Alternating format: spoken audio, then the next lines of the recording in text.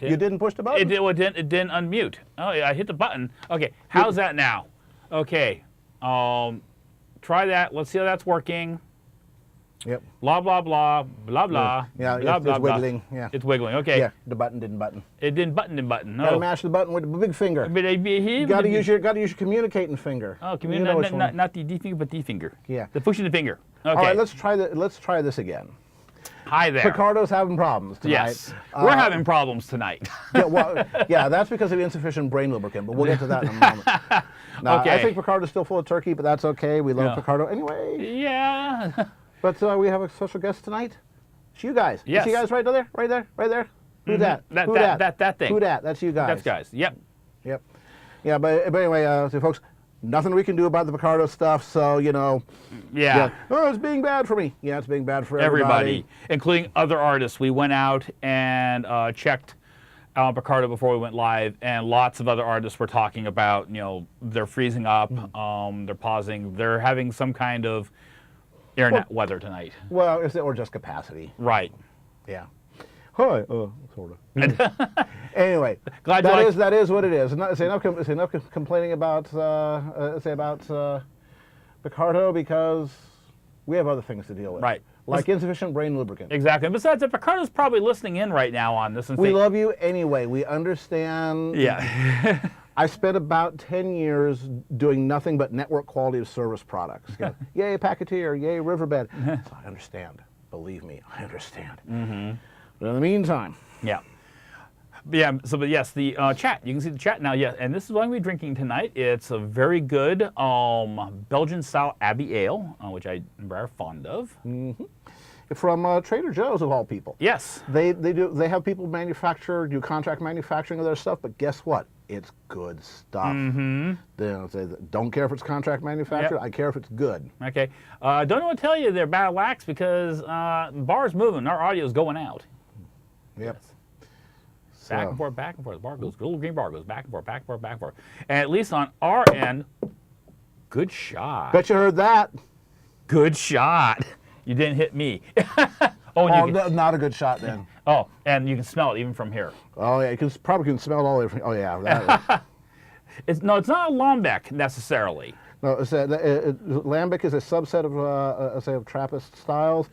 But yeah, this is very highly carbonated. Yeah. Holy hell, that's carbonated. It's got champagne yeast. That would do it. Yeah, again, we're probably running about 5 or 6 volumes of CO2. Yeah. You know, which normal for beer is about 3, so we're going to let that sit for a little while. Yeah. If you may have noticed, it was about that much of the bottle was actually empty. They had to have airspace in that thing. Yeah, good Lord. And they had very specific instructions, don't get warm. Okay, so in other words, bottle conditioned. Yes. Yeah. Yeah. All right, so while this is doing its thing, I guess Baron's going to have to wait for his brain lubricant. Yeah. Because we need to show you guys some art. We need to show you guys some art. There's art. Art. Yes. Made you guys disappear. Yeah, it's continuing on the MLP Anthro Bunny Suit series. It is Miss Cheerily. This was a piece that was supposed to go up actually last Friday, but there was a hiccup, and so it's going to go up next Friday. I was off at a convention and didn't realize it was a problem until I came back from the convention. So it's going to go up along with one other. By that you mean for sale on your website? Correct. SmudgeMarksandWorks.com. That's right. Yeah. Yeah. Oh, by the way, you may notice Cat's Paw DTP is out this week. So if one of you guys could step up and, you know, again, if we mention like a website or something like that, grab it and paste a link. Right. That'd be great. He is taking a well-deserved time off to go see folks. Exactly. Out of town. Exactly. In the meantime, the bunny suits do seem to be catching on. Yes, they are. This is Scootaloo, part of the CMC series of bunny suits. Excuse me. Yeah, and that one actually rounds out the set, if I remember right. Now there's some new ones that are coming out too. Yeah, yeah, and of course. Well, they have to get these bunny suits from somewhere. Yeah. So you know. Well, there's Ms. Pommel. Ms. Pommel, yes, wearing, of course, it's boutique, and of course she works for we know who. That would be This gal. Yeah, so who's probably making an awful lot of money selling bunny suits to people at the moment. And well, it's kind of a thing. Mm-hmm. Yeah, I mean, you got to be fashion forward. You know, Exactly. You create that. Mm-hmm. All right, so we have some other stuff here. Well, first of all, it looks like Discord bunny suit. That would be. that would be a thing. Yes, that'd be a thing. In the meantime, Yes. And this is back again to my Equestria Dreamscape, of which for my patrons on Patreon, do not despair. There will be more next week going up on Patreon. You'll be getting your fix for the end of the month, several installments. But this is, Apple Bloom, she's still really uncertain about, this whole thing. Stone Main's coming to town, and is he going to really like her or not? And she's still not certain, so she talked it over with Luna, and Luna said, hey, it's cool. It's all going to be all right. Luna the spinster. Yeah, right. she's going to it'll work out just fine. Yeah. And there's these two. Yeah. Yeah. What did you title this piece? What was that again? It was called Sex on the Beach. Okay. Because the It's mare, one of the gritty pieces. one of the mare on the right, ponies in Equestria seem to have a thing about naming their foals after, some kind of event that, happened, like either their business or, their color or something like that. And my Dreamscape figured that they also might happen on cases of, when you were born, like a full moon rising or something like that. In her case, she was conceived on the beach. So her parents named her Sandy. Sex on the Beach. Yeah. And just so happens that she's the same colors as the drink. If you don't know they are, Google them. Yeah, then go out and try some. Yeah, they're good. They're very good. They're very tasty. They will sneak up on you.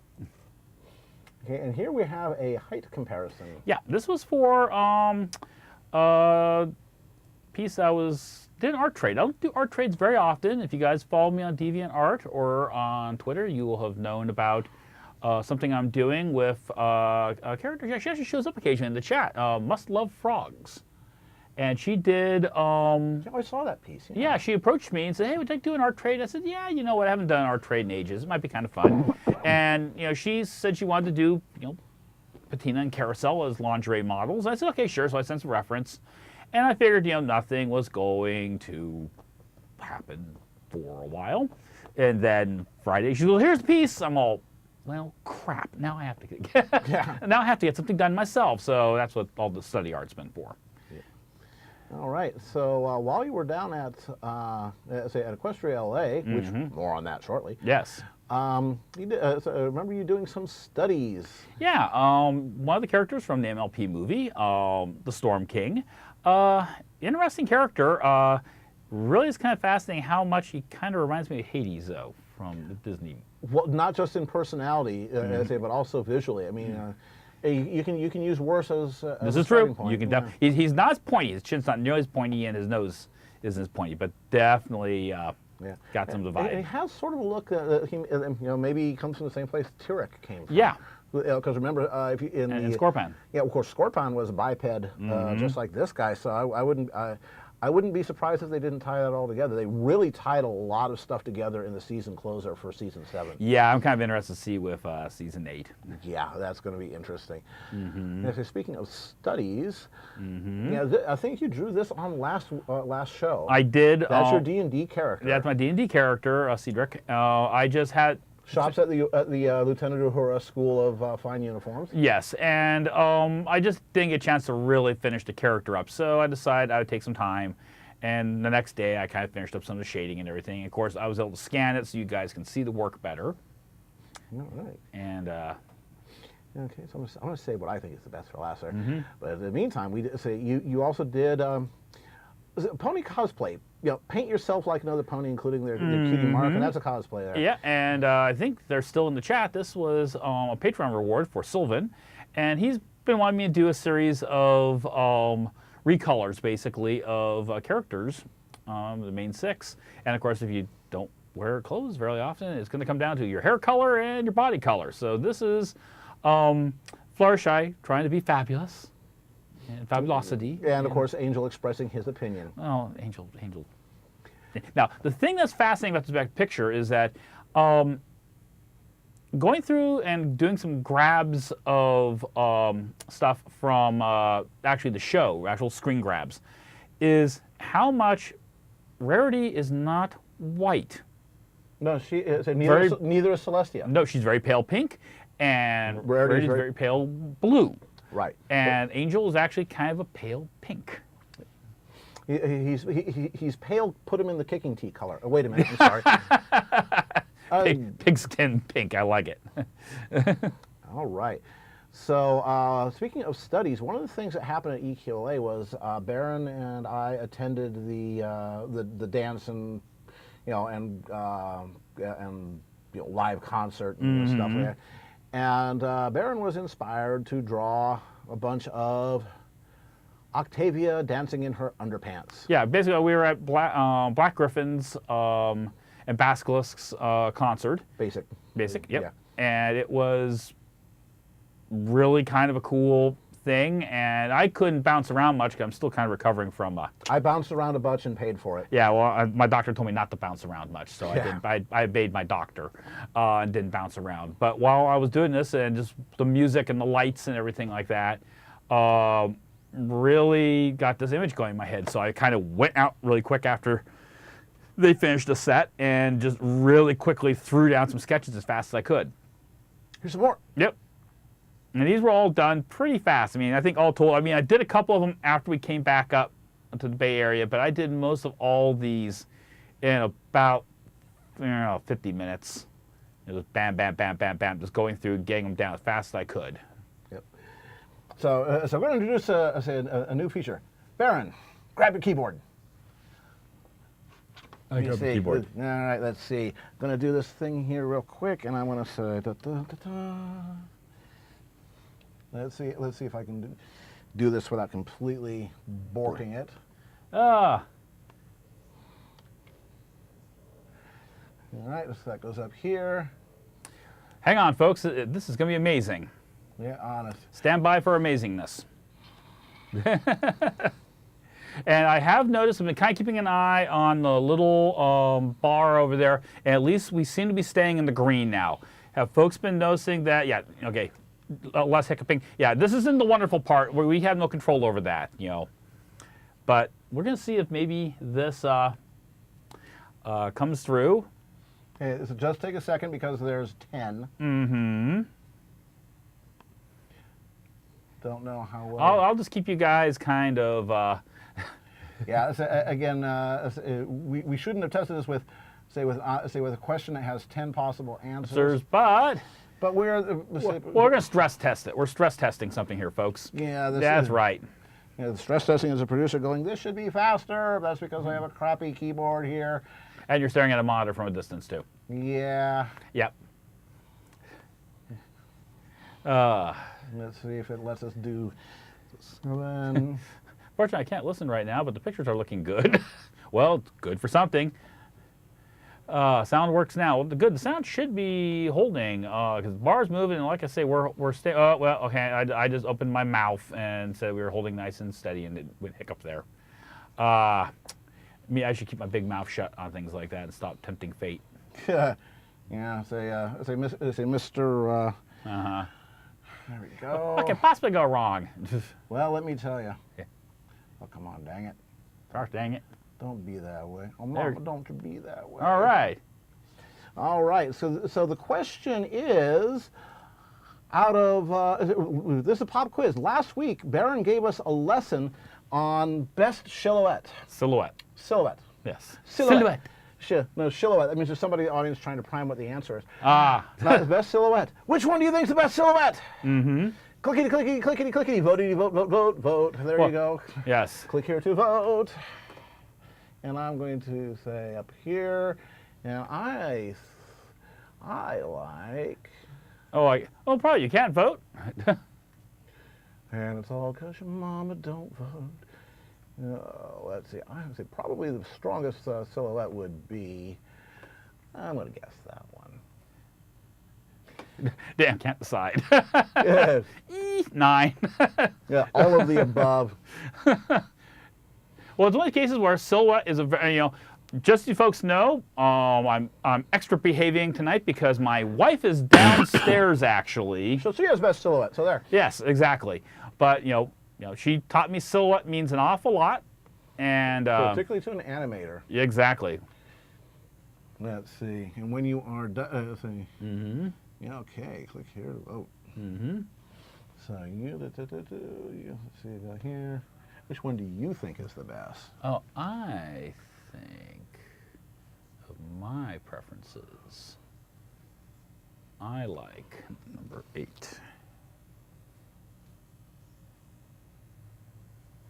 There we go. All right. Let's see. Now let's see how we close the poll. Just let's say, or you may just say, just at the bottom. You might have to say click on the bottom there. Let me go down. Let me go down. Use the arrows. Okay, let's try that. There we go. There. Here we go. Right. Use your arrows all the way down. I think there should be a close poll button there. Sure, right there. Yeah, we're learning something new here, folks, and you're helping us do it. Yes. No, it's as far as it goes. No, it definitely has more it can go. Okay, hang on a second. My mic just popped off. My mic popped off. Let's see another little sidebar. Okay, end poll. There All we right, go. so gonna end the poll. Now. Yeah, there we go, and there you go. All right. 7 and 9 won with 5 votes each.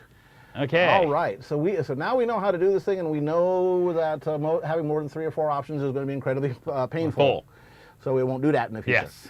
All right, so bam.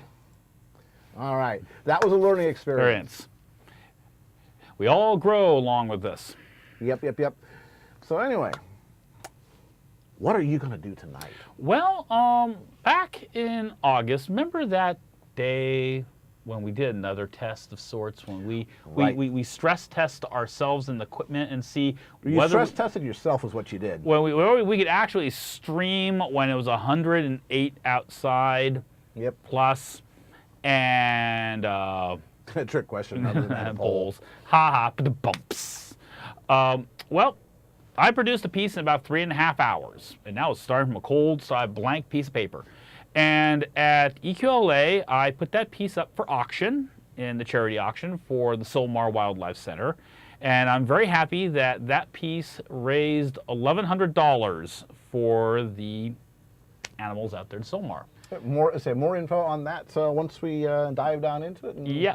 So what I'm going to be working on is another color study piece. You guys seem to really like watching this. And this will be something that I am probably going to be donating to the BabsCon 2018. Nice. Yeah. So why don't we switch cameras? Alrighty. I'll switch glasses. Ha ha, you don't get to yell at me. For any folks that are new there, I have to change my glasses before I start drawing. I've done that. And you folks may notice you're here too. Yep. You see, you can see. Let's see. There we go. There you guys are. You guys are right down there. Yep. Yeah. So this way if you go and look at the show in the recordings later on, you'll be able to see what the hell we're responding to. Okay. Somebody needs to do a song, an F5 streaming session on a Saturday night. You want to dance with my baby when it's done? Saturday night. At night. Raise what? Okay, thanks, Picardo. Equestria LA convention had a art auction or it was just an auction to benefit the Silmar Wildlife Foundation. That's Lauren Faust's. She's on the board. Yeah, she's on the board of directors as a chief fundraising chief fundraiser. It's a wildlife rehab place. And a place where like zoo animals and pets that were taken away from their owners because you're not supposed to own tigers in California, and it gives them a place to live out their years. Yes. And Cal Arts people go there to learn how animals actually move and do life studies and that kind of thing. It's really cool. And they raised about $12,000. Oh, about $12,000. $12,000. Of which $1,100 was from the starlight splashing through the water thing that Baron did. So I'm hoping that maybe I'll be able to raise some good money for the charity cause at BabsCon next year with this piece. And I figured I'd do Lyra. I haven't done a color piece of Lyra before, so Well, you get to use your green. Yeah, I get to play around with all my greens, all the greens. Yep. For it. Indeedy. All right. So before I completely lose my voice, I had a cold about 2 weeks ago, and so I got the still have the little cough thing. I'm begging your all pardon. Yeah. Begging y'all pardon right here. But before I completely lose it, I'm going to say. You're gonna do our hourly duty? I'm going to do our duty. Yeah, he said duty. Duty. Whoop. And I'm going to edit where that is located, because right now it's under you guys. Let's see. Unlock the overlay. Well, it's the fun thing. Whenever you bring something new into a show and to change the formula up, you got to get things tested out. What's that? Why is that doing that? That's doing Right. that.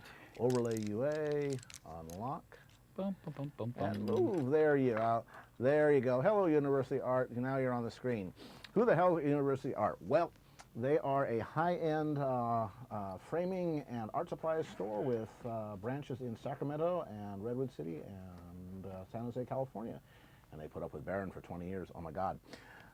Again, it's a place where you can get the world's very best art supplies, damn good advice on how to use it from people who are not on commissions. They will give you the straight truth, not the most profitable truth. For them. Yeah, for them, yeah. Again, all of their staff are artists themselves. We've actually borrowed a couple of them at times. Remember Jeff Bramschreiber, the guy that did the Egyptian tomb painting? And Jaya. And Jaya King, who set Baron on fire with a blowtorch, doing her wax and caustic. Hey, White Pelt. Hey, White Pelt. Hey, it's been Hey, a long cool. time. Yeah. Yeah. Glad you could make it. Yeah. The White Pelt, among other things, is the lucky fellow that owns the Defending the Princess piece. Also, a Duel at Midnight. Duel at Midnight. That we use in the pre-show. Yeah, so one of Baron's good commissioners. So Yes. So welcome. Yeah. Yeah. Glad you could tune in. And I'm going to be working on color pencil tonight, White Pelt, so you chose a very good night to come in. I'm going to try to do kind of a speed paint here. Exactly. So, so anyway, just to conclude, again, University Art does some of the very best framing I've ever seen. It's museum quality, archival quality. It will protect your art for 100 years, quite literally. Again, all my high-end Baron stuff, nobody else is going to touch that. They are the only ones that frame it. So, so thank you to them for sponsoring Baron and keeping him supplied with supplies. Mm-hmm. Yeah, again, they sometimes lurk the show. So, hi, Jeff. Hi, Mike. Hi, Mike. Say thanks for letting us use your Baron. Okay, so I got a piece laid out this time. This time, because I want to do a little more complicated of a piece. I wanted to think things out a little bit instead of just trying to completely start from scratch. I'm burping all of a sudden. Forgive me. And what we're going to be doing here is we're going to start a piece. Now, you might have seen I draw a line around here, and I've kind of erased it out because I just need the bare ghost line to tell me where the edge of the picture is. So this is now a 10 by 13 image for it. What I'm going to start doing is I'm going to start working on the most distant objects, that'd be the sky, and then we're going to work forward towards the viewer in this case. So the sky's most distant object, I'm going to do it first. I'm going to be using a combination of Prismacolor pencils. These are regular paraffin wax based pencils, and I'll be also using Prismacolor color sticks, which are basically big chunks of this lead with maybe a little bit less wax in them. I'm going to start putting in the basic colors. But yeah, did that finally? Oh, thank you. It finally settled down. Oh, that's beautiful. It's an unfiltered, and of course it's got bottle conditions. Bottle conditions. That's so. live yeast. Mm-hmm. Get your B vitamins. Did you get a smell of this? Oh yeah. No, so as soon as that bottle is open, it's like Yeah. Yeah, you can smell orange and clove, a little bit of nutmeg. A little bit of this. A little bit of that. There we go. Yeah, so you can see the 4 keyboards I play here. This one, this one, that one, that one. Yeah, this is good. Got some okay Belgian lace on it. Pony's playing pianos. I wonder how that works. Okay. All right. I'm going to set that aside for a moment. And we let that kind of warm back up again, because you don't drink Belgian beers ice cold. They're not like a lager or something like that. You need to warm them up a little. So I'm going to start by just putting in some color here. And there will be some clouds in the picture, but I'm going to deliberately not draw the clouds in, because then it's too hard to avoid having those kind of like pencil line outlines to them. And clouds are usually a bit more fuzzy than that. And I'm using the color stick because it lets me put down large areas of color very, very quickly. And my goal here is, if I can, I'm going to see if I can finish this picture tonight before we call it quits at 9:30. So I've got my work cut out for me. So I'm going to have to be working fast here. I want a nice bright blue sky day. So I have to ask for folks out there in the audience, have you seen the Bob Ross Deadpool trailer? If you have not, after the stream tonight, don't do it now, but after the stream, go and YouTube search that. It is, I have to wonder if there's an afterlife, if Bob is looking down from someplace going, what? I don't know if I should be laughing or if I should be horrified. I think he'd be pretty chill with it. Yeah, But he's pretty chill with everything. Yeah.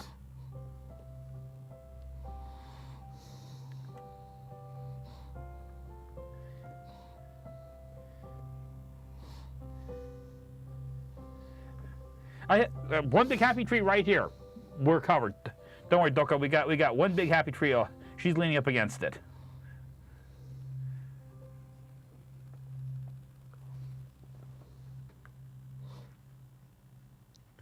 And I've switched from basically what they call true blue. That's up here high on the sky. And as you get closer to the horizon, you get lighter in your color. Yeah, that's actually something a lot of people reverse. Suppose you have like a drawing of, where there's mountains in the distance, and people will tend to draw the farthest away mountains the darkest. Mm-hmm. It's not like the light's coming from you and you're getting less back. If you, what actually happens is the haze in the air, and there's always a little bit. You're looking through more and more of it, so the mountains and other very distant objects will actually fade out. Mm-hmm. They will be lighter rather than darker. And it's counterintuitive until you go and really look at a photograph, or God help you get outside and actually go and see it. Can't have that. Yeah. But yeah, again, the distant mountains are the lightest. Also, too, what I will do is when I get down here to the horizon, I'm going to pull a little bit of the hill color up into the sky, and I'm going to pull a little bit of the sky down here into the actual ground. And what that does, it kind of ties things together, because otherwise you can have this thing where it looks like this is one piece and this is another piece. Oh, by the way, the color swap I did of Fluttershy, that actually was a digital work. I did that in Clip Studio Paint, and I'm finding out some techniques now that are letting me get better results closer to what I really am looking for in digital. So on that front, progress continues. It's going to be particularly interesting because we just upgraded to Clip Studio EX last night, actually,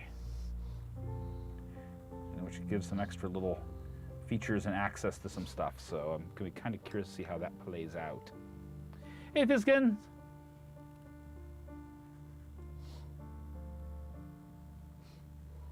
Auntie, everybody's getting choppy video tonight. Yeah. Picardo is still full of stuffing. Yep. Yeah, basically it's fluffing between, green, yellow, orange, red. Yep. So at least we will have a good, clean recording available. If not Picardo's one, we'll have to see if it's by whether the recording that Picardo gets is choppy. If nothing else, we're recording it locally here, and we can upload that to YouTube. Yeah. We have options. My wife can go through and if you guys want to go through and see any of the back episodes, you can go to the Smudge Marks Engel Works YouTube channel, yeah. Yep, and watch it there. Let me see how quickly I can get up. I go over here, and I go over there. Click on the thing. I click on all the things. Click on all the things. Click on all the things. YouTube.com, and I search for Smudge Marks. And Engelwerks. Und Engelwerks. It has this Smudge Marks, and they have the Engelwerks. Yeah. And say, how's the URL? No, generic. It's not the addition of the chat. It's happening across the board on Picardo tonight. Everybody's having the problem. Before we went live, we actually went out and looked around, and a lot of other people were complaining about having choppy, or basically just getting kicked offline altogether. No. But the addition of the chat stream window in the video added less than 1/2% CPU utilization. Right. Yeah, it's all I'm doing is I'm running a browser on the encoding machine. The only thing that has open on it is the chat, not even the download, the video download, and I'm capturing that window. All right. Okay, so I'm putting in some ultramarine blue up here to get some purple tones higher. This is one of these beautiful we don't have smog Equestria days. Someone poured too much Thanksgiving wine down the server cabinet then? No, they probably poured too much Thanksgiving wine down the server room troll. Oh, well, yeah. That would be. Hey, Hal.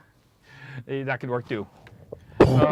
Smudge marks. Yes, smudge marks, ensures that that artwork is the realm of the proletariat. Mm-hmm. Exactly. And we were kind of starting to mention something. Barton and Smudge's YouTube channel. Yeah. I was starting to say something and I actually got off course. If this piece, of course, is not for sale tonight, but during the course of one of the streams, if you see me working on something, you go, wow, this is really great, I love this, or boy, I sure would love to get a commission from this guy. You'll probably notice over in one little corner now of our Picardo page, contact me outside of the... Right. And even if you say, hey, I want to buy that piece, I have to have that. That's the most amazing thing in the world. And I go, cool, that's great. That does not close a sale. You have to contact me and say, okay, I want to go through it, and we name a price, and then it's yours. Yeah, in other words, get acknowledgement, and again, there's a few ways that say that Baron does this. I mean, you can do it through Twitter, private message. You can do it through DeviantArt. You can do it through email. You can do it through my Smudge Marks Angleworks. You can contact us and basically leave things. We check for comments and feedback. Right, but just make sure you get positive acknowledgement outside of the channel. Yeah. But anyway, so there's a whole bunch of stuff. It's down in the doobly-doo. I don't know where the term doobly-doo came from. I picked it up from Matthew Colville. Well, no, he didn't invent that. No, but that's the first time I heard it. Yeah. So, there's a doobly-doo and the blah-blah. The doobly-doo is what we say. The blah-blah is what you say. Yeah. And we love hearing blah-blah. Now, White Pelt reminds us that he needs to get a third and final piece done at some point because it was supposed to be a trilogy. Yes, you did. You were talking about that privateer picture. Yarr. And, Spanish Succession War, I seem to remember. And, boy, I have an idea in my head. Whenever you're interested, talk to me. Yeah. Okay. So it's a kind of, No, Picardo, this is my pot pie. Man kitty, it's a man Picardo, it's a man kitty. Man kitty, try my pot pie. Any other tips about depicting skies in color? Clouds. Clouds are not white. They're grayish and grayish blue. And sometimes they're a bit yellow, and they're sometimes a little bit pink, and sometimes a little bit orange. I'm incorporating some of all those colors in this. In fact, I didn't bring as many pinks tonight as I should. Well, I got some pinks over there, or a set. I can pull those out in a moment here and make that work. Just realize that. Like violets, there are a lot of different colors other than just white. You'll find there's actually very few true whites in the world. There's very few true blacks. In fact, I won't be using very much black in this picture. I'll deliberately try not to use too much black because black has a tendency of muddying up your colors and deadening them. Okay, so we've kind of quickly put our things in place here. I'm going to move some stuff out of this way here. We're about ready to do our first blend. Yep, this is for folks who have not seen this before, and I do see some new folks. Yeah. Zevis Green, are you new? If so, hi. And I don't think White Pelt's purchased several of my pieces, but I don't think White Pelt has ever seen me create a piece. So White Pelt, this is part of the process that I went through to create Defending the Princess and Duel at Midnight and stuff like that. What we're going to be working with here is we're going to need to blend this color. And the best thing I have found through the years for doing this is Tostito brand solvent. No, actually, it's not Tostitos brand. It's a salsa jar. I like it. It's got a big lid. It's easy to work with. What I use is a brand called Gamsol from the Gamblin Oil Colors Company. I just dribbled some of that on myself. Oh, well. And it is an odorless mineral spirit, or OMS. You might see me occasionally mentioned like that in posts. And what it's going to do is it's going to basically take the wax that's kind of being the binder for the pigment, and it's going to cause it to dissolve. And then at that point, leave the pigment behind, and you can do something with it. yeah, it will take some of the pigment up for the ride, but for the most part, it's going to leave more behind than it's going to take with it. So you can do some blending, but not completely pick it up and drop it somewhere else. Right. It's not Control-C, Control-V. No. Now, you can do things where you can lift some color and then splatter, but that's a different effect. Now, I might show that tonight, or not, on the tree trunk.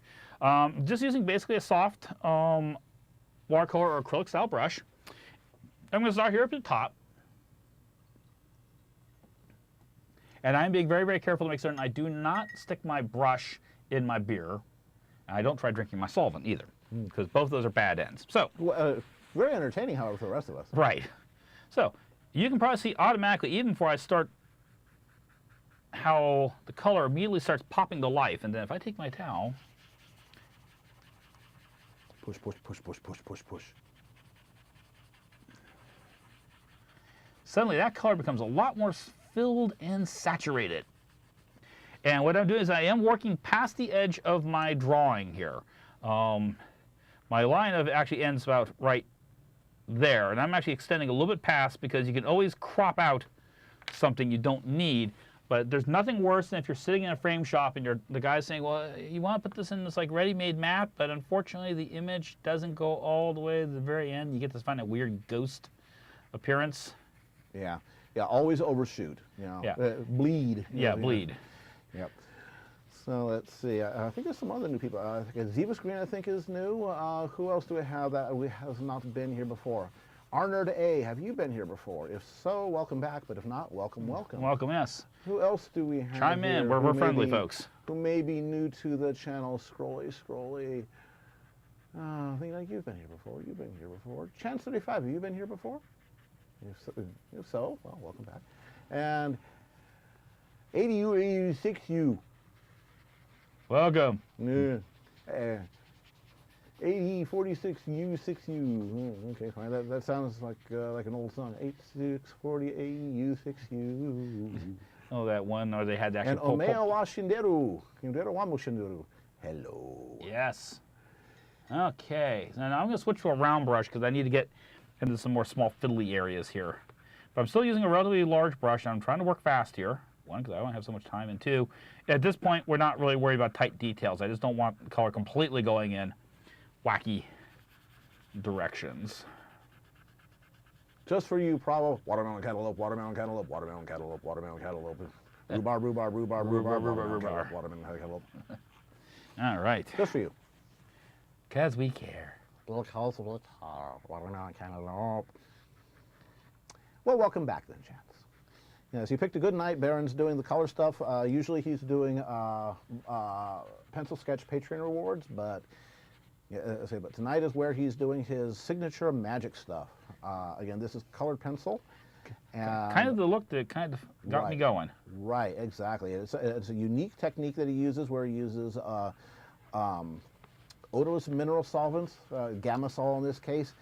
He puts down the colored pencil, and then the solvents dissolve the wax, and that leaves behind the pigments in an almost acrylic-like, color saturation and intensity. Except that you can you can pick up and move them around a little bit. Can't do that with acrylics. And the other thing is that the solvent does not damage the paper. Mm-hmm. So you can, unlike water. Right, because if you use water or something like that, then that will make all the fibers in the paper swell and not connect to each other, and so it turns to mush. That's not true of the solvent of the Gamasol here. So he can put down layer after layer after layer, and it's still good. And also I can work much faster, because this will dry within just actually a few seconds. In fact, it's one of the hang-ups of it is you do have to plan out what you're doing and figure out where you want to go. Move fast, yeah. Move fast. Because you will get the hard line on the edge the way you will with anything like that. You can do something about it, but it just makes more work for you. Yeah. It's magic. But one of the beauties, though, is that I can work on a picture right up to the point where I just have to go to work, go to bed, start making dinner, start on something else, and I can just walk away from this and come back. And I don't have to worry about paints drying on a palette or paints drying in my brush. It all just cleans out, no problem. Yep, it does not trash your brushes. You leave acrylics in your brush, and you buy a new brush. Yeah, you got funny sticks afterwards. Not even good, really good for chopsticks. Yep. Yeah. So again, this is Baron's signature style, and there's not that many people, you know. It was discovered by accident that involved colored pencils and the word "oops." Yeah, I was an oil painter at the time. And I was in college, and I was home one day with the flu, and I was trying to get a project done for a class assignment. And at that time, I was doing oils as my main color work and using colored pencil to do color studies of what I was going to want to do in my oil painting. And while I was working on the painting, I succeeded in knocking over my container of odorless mineral spirit that I was using to clean my brushes. And it all spilled over the drawing, and I went, oh, crud. And I grabbed the paper towel really quick, and I tried blotting it up, and apparently at some point, I must have twisted or smeared it, because when I lifted the towel up, I looked and went, oh, great. Now that part doesn't look like the rest of the picture. And then I stared at it for a moment, and I said, but wait a minute, that's what I've been looking for all along. So I just kept on practicing and playing around with it and experimenting and having my instructors look at me and say, I have no clue what you're doing. I really don't know how to help you, kid. But it's kind of cool. It's kind of cool. All right. Now we're getting down to some small areas here where the towel's not going to be my friend. So I'm going to go to my next friend, and that is your handy cotton swab. Ooh. The cheaper the better. Not Q-tips brand, because they have too much cotton. Yeah. You need something that's actually fairly stiff. You need a little bit of cotton to stay put. So I can move it around. But not the wood stick ones, because those can actually dig into the paper. Yeah, it has to be a paper. The fiber. Fiber shaft. Yeah, not the plastic shaft, the hollow plastic shafts. Yep. But yeah, the cheap paper ones. Yeah. Store brand. Yep. Up and Up brand from Target. And I get 350 of these for $2.25. So cheap. Sakana says he saw a mention of this same color pencil technique in a colored pencil book today. Even had pictures of Gamasol and odorless turpentine can. It is starting to become more common. 20 years ago, it was not as common a thing. Some people are starting to twig to it. I'm actually been talking off and on with the people at Sanford, and they've been very interested in what I've been doing. And Sanford, the manufacturers of Prismacolors. And Sharpie pens, and Rubbermaid trash cans, and everything. Sanford makes it all. Baron's a swabby. Arr. Yeah, so Generic wants to know if there's any art program, filters, etc., that would duplicate your technique. The only one I could think of would be using a speckly brush and then the smudge tool, and then increasing saturation. Yeah, one of the things I've been playing around with in Clip Studio to get some of the same effects that I get out of my color pencil is a weird combination of using the dense watercolor brush with the marker pen, the regular marker pen, and then using the finger blend and the blur tool, and combined to get some. That's how I got some effects on Flourishai's mane and everything, and it gave me some effects. That kind of looks like what my colored pencil work does. Not exactly, and it doesn't have to be an exact perfect match, but I definitely want to have something that people look at and go, "That's Baron's artwork."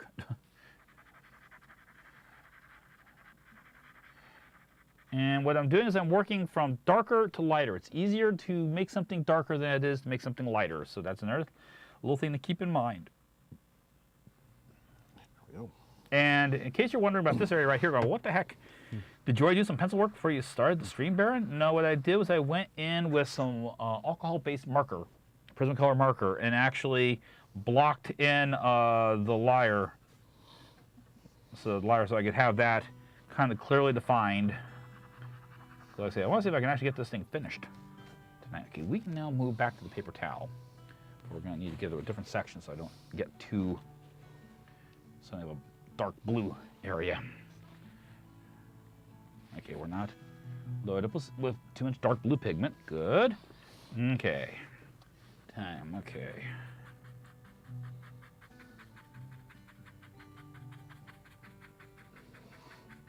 California fried coloring. We do colors right as long as it's the color of mud and fire. Yeah. Earth tones. That was one of the things I was noticing when we were down in SoCal that I was going, yeah, I remember this from my youth. And that was even when we were down in Oxnard coming back on Sunday, and pretty good visibility, and you could see things were clear. Even the clouds had a slight yellowish brown tint to them. I'm going, yeah, I remember that was just part of my life when I lived down there. All right, so that moves out nice. And let's work his area around her. And now I'm working really fast and loose. My usual thing would be is I would get this done, and then I would stop and let it sit for like half an hour to 45 minutes before I'd proceed again. Because you may be noticing in some areas like right here, it's kind of dark. That's because your first layer of solvent actually seeps through the colored pencil into the paper and discolors it. Don't worry, that will go away. But it does sometimes mean it's a little bit hard to judge what exactly your color is.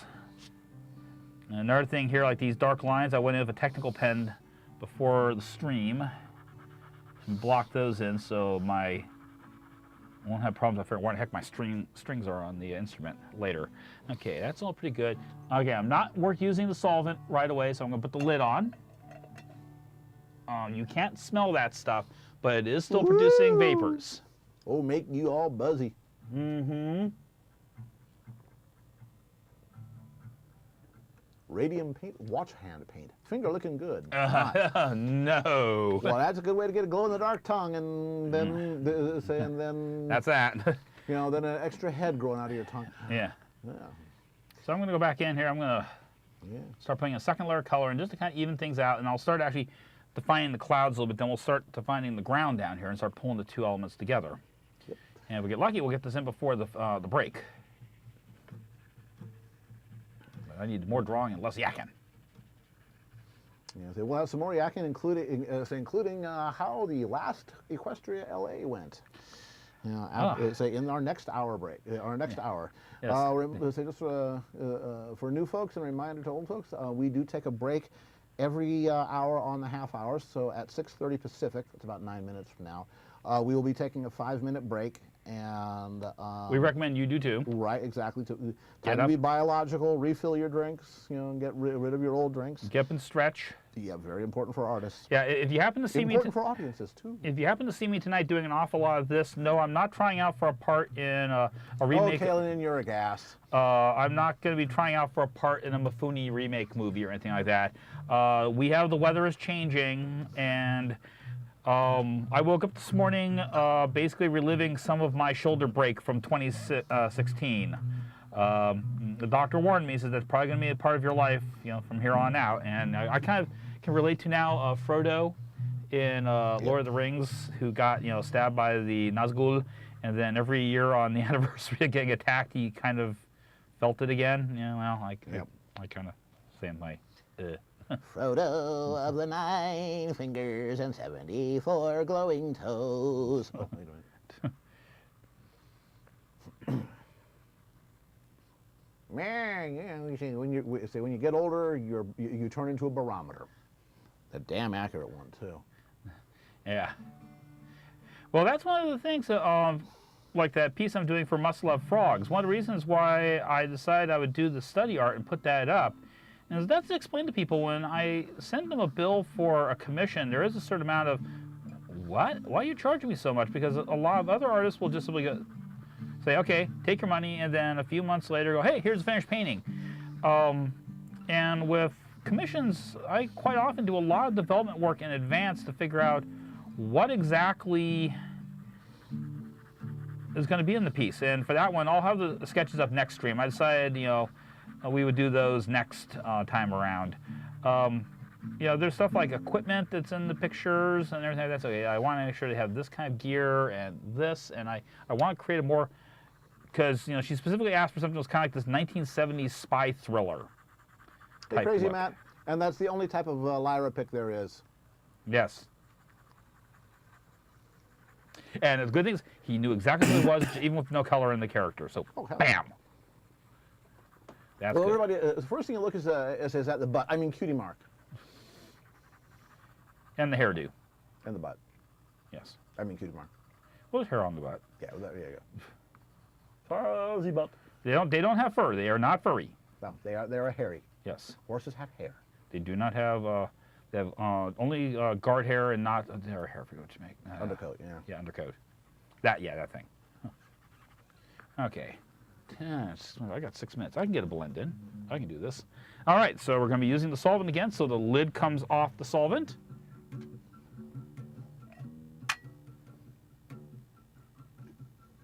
All right.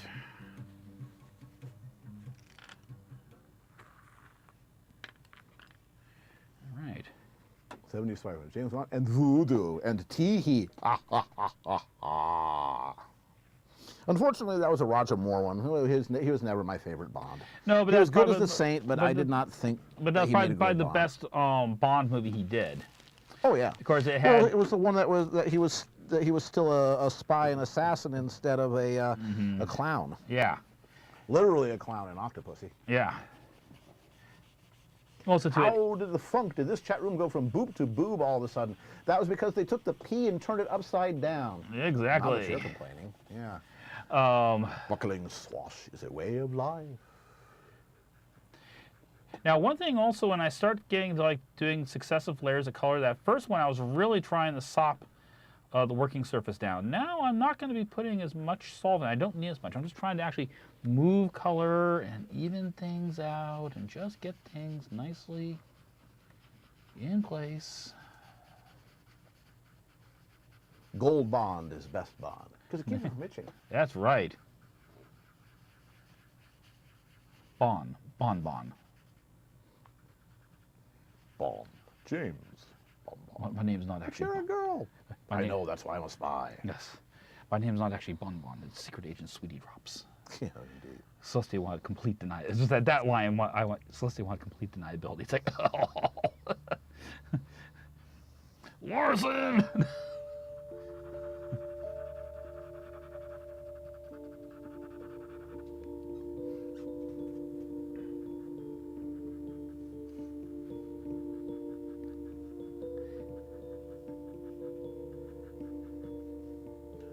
Pink, Pink Pearl, you are in hell with everybody tonight.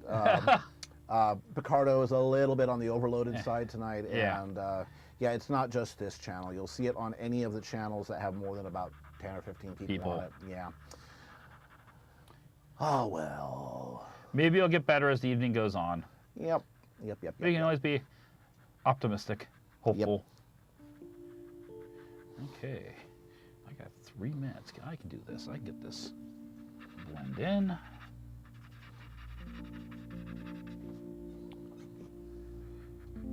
Okay.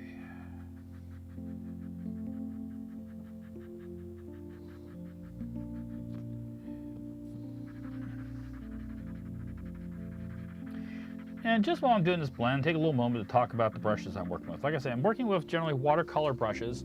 Some acrylic brushes will work too. You need a brush that's got enough stiffness to it that you can move the pigment around. You can actually kind of push it in places, but you don't want something so stiff that you're just scratching up the surface. So like a hog bristle would not be a good idea.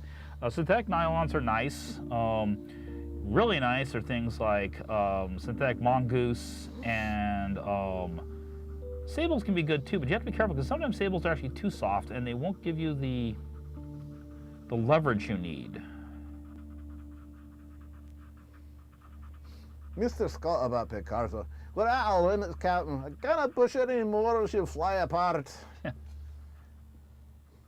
Scotty, you're actually from Burbank, not Glasgow. Aye. But Roddenberry likes it. Will do, Pearl.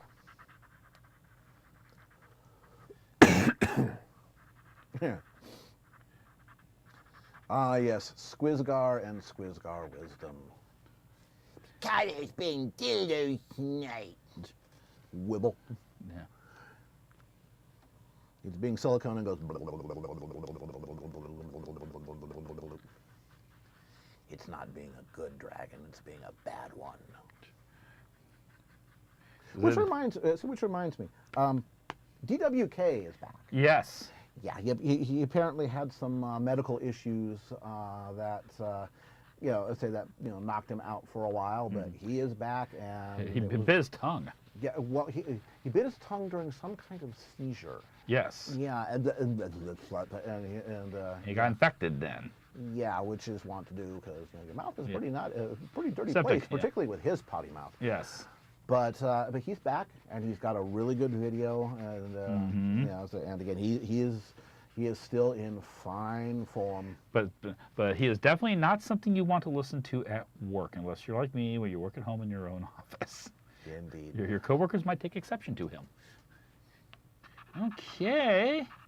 It is 6:29. It And I'm going to have gotten all of the base color for the sky in. All right. So why don't we switch cameras here? Sweet. I'm going to put the lid back on the solvent because I am not working with it. When... Stop huffing your Gamasol. Yeah. Now, for a couple of reasons. One, you don't want to be nice, Frank. It's not an easy job. Yeah. Yeah. Yeah. But anyway, yeah. So you're, yeah. The thing about the odorless mineral solvents there is that they do evaporate fairly quickly. So if you leave your jar out open overnight, you might come back with an empty jar in the morning. You won't come back with an empty jar, but you're gonna lose some volume, and of course, some of that you'll have breathed in. Right. Now, one of the things about it will solvent you. Yes, and Gamsol produces 1/3 the volatiles of other brands, but it is still, you're inhaling it, and you can't smell it, and that's actually the dangerous part, is because you can't smell the stuff. So you start thinking, hey. Oh, don't blame me, white belt. Yeah. Okay, you can blame me. Yeah. You're inhaling the stuff, you can't smell it, and that's actually sometimes worse, because if it smells really bad, you go, oh my gosh, I want to keep inhaling this stuff all the time. If you're not smelling it, if you don't exercise some discipline, you're going to be inhaling it all the time. It will have an effect on you eventually. So when you're not using it, put the lid on. Besides that, if it just evaporates, you're wasting your money. Yeah. So Indeed. we are going to take a 5-minute break, and then when we're back, I'm going to start putting some hills in and get some clouds kind of blocked in here really fast, and we're going to keep pushing on with this thing. Yep. And Nozumi, you are correct. Light first, then dark. Back elements, and then foreground elements. Correct. All right. So we will see you folks in 5 minutes after I push this button and this one right here. Bump. Don't call her sunbutt. Yeah. Even though that's what she is. Yes. Why, yes. As a matter of fact, the sun does shine from my behind. This stuff is really good, folks. If you have a Trader Joe's in your area, 750 milliliter bottle for $5.99. This stuff is pretty good. Excellent. This is the Audaciter Abbey Style Blonde Ale. Yep, they have a vintage one for the holidays. Very, very good. Excellent flavor to it. But I wanted to try this one out, and I'm glad I got a bottle of it. And what's great is that even though it's been sitting out for an hour, it's still, when we topped it off, it's still filled up because it's got some active yeast still in it. Yep, active yeast, and also had about five volumes of carbon dioxide dissolved in it. Yeah. You know, so it's now down to ordinary levels beer. of about 3. Yeah. Yep. Pretty special stuff. All right. All right. Her butt could eclipse the sun. Yeah, DWK, though, it's about her mane. Yeah, the main thing about you, yeah. Yeah. Yeah, and DWK is a rarity worshiper. That's his waifu. Can't be exactly. Can't blame him. He makes a very good case. Yes, he does. I mean, it's still not quite the equal Applejack, but then again, who is? So Yeah. Yep. Basically, Rarity's his waifu, and Starlight is his soul sister. Exactly. As he puts it. Exactly. All right. Yep. All righty. So next time we got to bring some wine. Yes, you do. Some of that good, Rhine River Valley ice wine. Yeah. Yes. Oh, that stuff's That'd be excellent. Again, we're a late harvest Gewürztraminer. You bring out some of that. Yeah. I'm gonna be your friend for a few minutes. Yeah. Okay. Well, we need to get back to this because clock is ticking. I need to try to get this picture done tonight. Clock is ticking. So, and while you're guzzling the stuff down there, I'm going to do this real You don't quick. guzzle, you sip it, enjoy it. Guzzle. The word guzzle needs to be used more often. It's a good one. Okay. Yes, another good word is sponsor. Sponsor. So we want to say thank you to University Art, a Thank you. high-end framing and art supply store with branches in Sacramento and Redwood City and San Jose, California. They do a high-end museum quality framing that with archival quality materials keep your artwork last longer than you will, literally. Keep it fresher than you are. Yeah, exactly. You should frame yourself. And again, their sales staff are all artists themselves. They know what the heck they're talking about. They are not on commission, so if they recommend something, it's not because it's the most profitable thing for the store. Or them. or them. It's because it's the best thing for you. Mm-hmm. They also occasionally will loan us their employees to be guests on Baron's show, like Jaya and Jeff Braunschreiber. They were both they're both university art people. I think Jaya's gone independent. Yeah, Jaya's gone independent. Yep. Next year, I hope to have Joanne. When we had Jaya on last time, she was in the audience. Joanne and Kieran. And Karen, yes. I'm hoping to have her on next year. I'm also hoping to have Kendall, who's another former employee of University Art, on. And I'm making the initial overtures to see if I can get, you may have heard me mention him several times on the stream, George Revere, who used to be the curator of the Triton Museum in Santa Clara, is an excellent instructor and plays a really wicked electric guitar. And so I'm hoping we can get him and his pompadour in camera on our stream. I'll provide the guitarist. Yeah, so he'll bring his own stuff. He's got some excellent Fender Stratocasters and everything like that. He has. Just let him know we have a Vox AC30 to put it through if he doesn't want to lug around his own. His own amp. I will pass that along. Yeah, that's that one right over in the corner there. Yeah. Yep. So. So that's University Arts. We appreciate what you do for Baron, which is basically keeping him supplied with supplies. So, sweet. Well, I was in there today before I came over here. Now I need switch glasses before someone yells at me. Ha ha. And thank you. Thank you for putting that link up, Dusty. Yes, so the website is still, they're still making the transition to the full online thing, but but nonetheless, it's moving forward. When I was in last time, I talked to Mike, and I said, Mike, I know, and I said, when are you gonna do something? He says, whenever they get off their butt. No, Mike doesn't actually talk like that, just so you know. I worked with him for 20 years, and I can assure you he doesn't talk like that, but sometimes it sure feels like that. Good morning, Vietnam, and good morning, Robert. Clear Skies. Hey, hey! Clear Skies is the author of the Roan role-playing game that Baron was the chief illustrator and kind of sort of art director for, and formerly art director on the upcoming... lead artist. Yeah. Lead artist. And unofficially you're still herding cats. I'm still, maybe still herding cats, but yeah, I'm the lead artist on it. And in the good news category, Clear Skies has been confirmed for a table at BabsCon next year, so we will most certainly be in the dealer's room. We have applied for a panel. We have applied for gaming room time. We are hoping to be able to put together something really amazing for folks at BabsCon. Yeah. Oh, that's actually something I want to point Mr. Clear Skies at. A tool that you may find to be really, really, really useful. People who design fantasy games, fantasy role-playing games, tabletop style as well as computer style and all of that stuff, have to have a very painful process when they generate maps. Maps are hard, and until now, the only real fantasy-oriented mapping software has been Pro Fantasy Campaign Cartographer, which was first written back around 1990, and the user interface has not been updated since. It's based on this ancient CAD program called FastCAD. And again, it is the most stone knives, bare skins, clunky user interface. Ram pencils in your eyes. I'd rather use Blender. Ooh. Yeah. Ooh. Oh, yeah, okay. It's that bad. I mean, I can hear Smudge probably wincing somewhere downstairs because she worked with Blender. Oh, Blender is just Blender is a freeware 3D animation package. You can do some pretty good work with it, but again, the user interface is an exercise in pain. It's designed by engineers, not by animators. It's like GIMP. And it shows. It's like GIMP. Oh, it's much worse than GIMP. GIMP is usable. As far as I'm concerned, Blender is not. But there is a website, which I'm going to type in right here. This is called Incarnate, that they have a free package called Incarnate Worlds.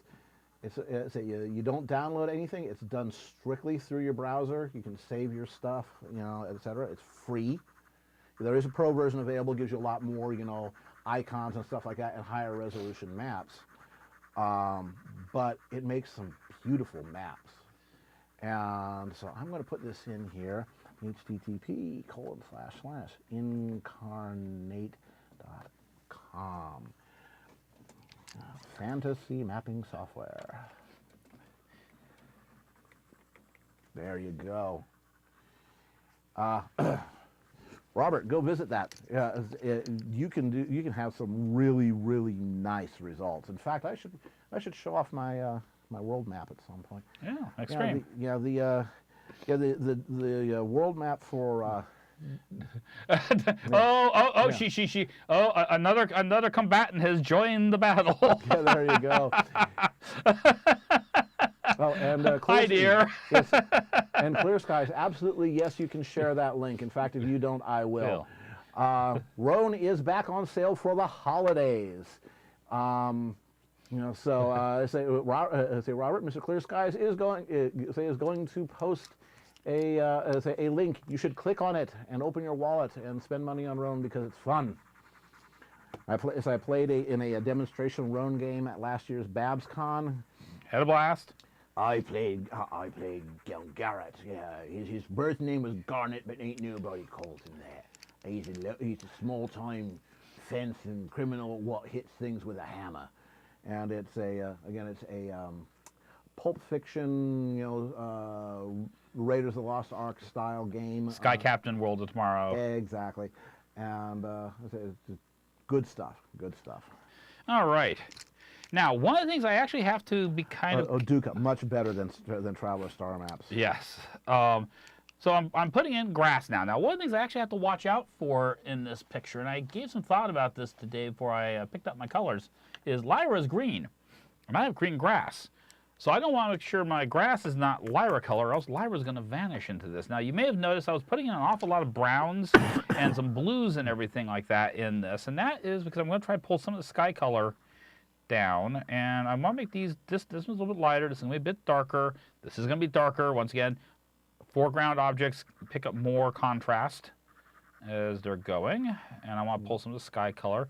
And I've also, when I'm doing some of this, I've actually been pulling a little bit of the green actually up into the, right here at the horizon line. I'm not worried if I'm going outside. I want to kind of tie things together here, unify it. Oh, Patina's going to be getting her own modules and stuff. Yep. Yeah. Oh, but more than just a cameo appearance. More than just a cameo appearance.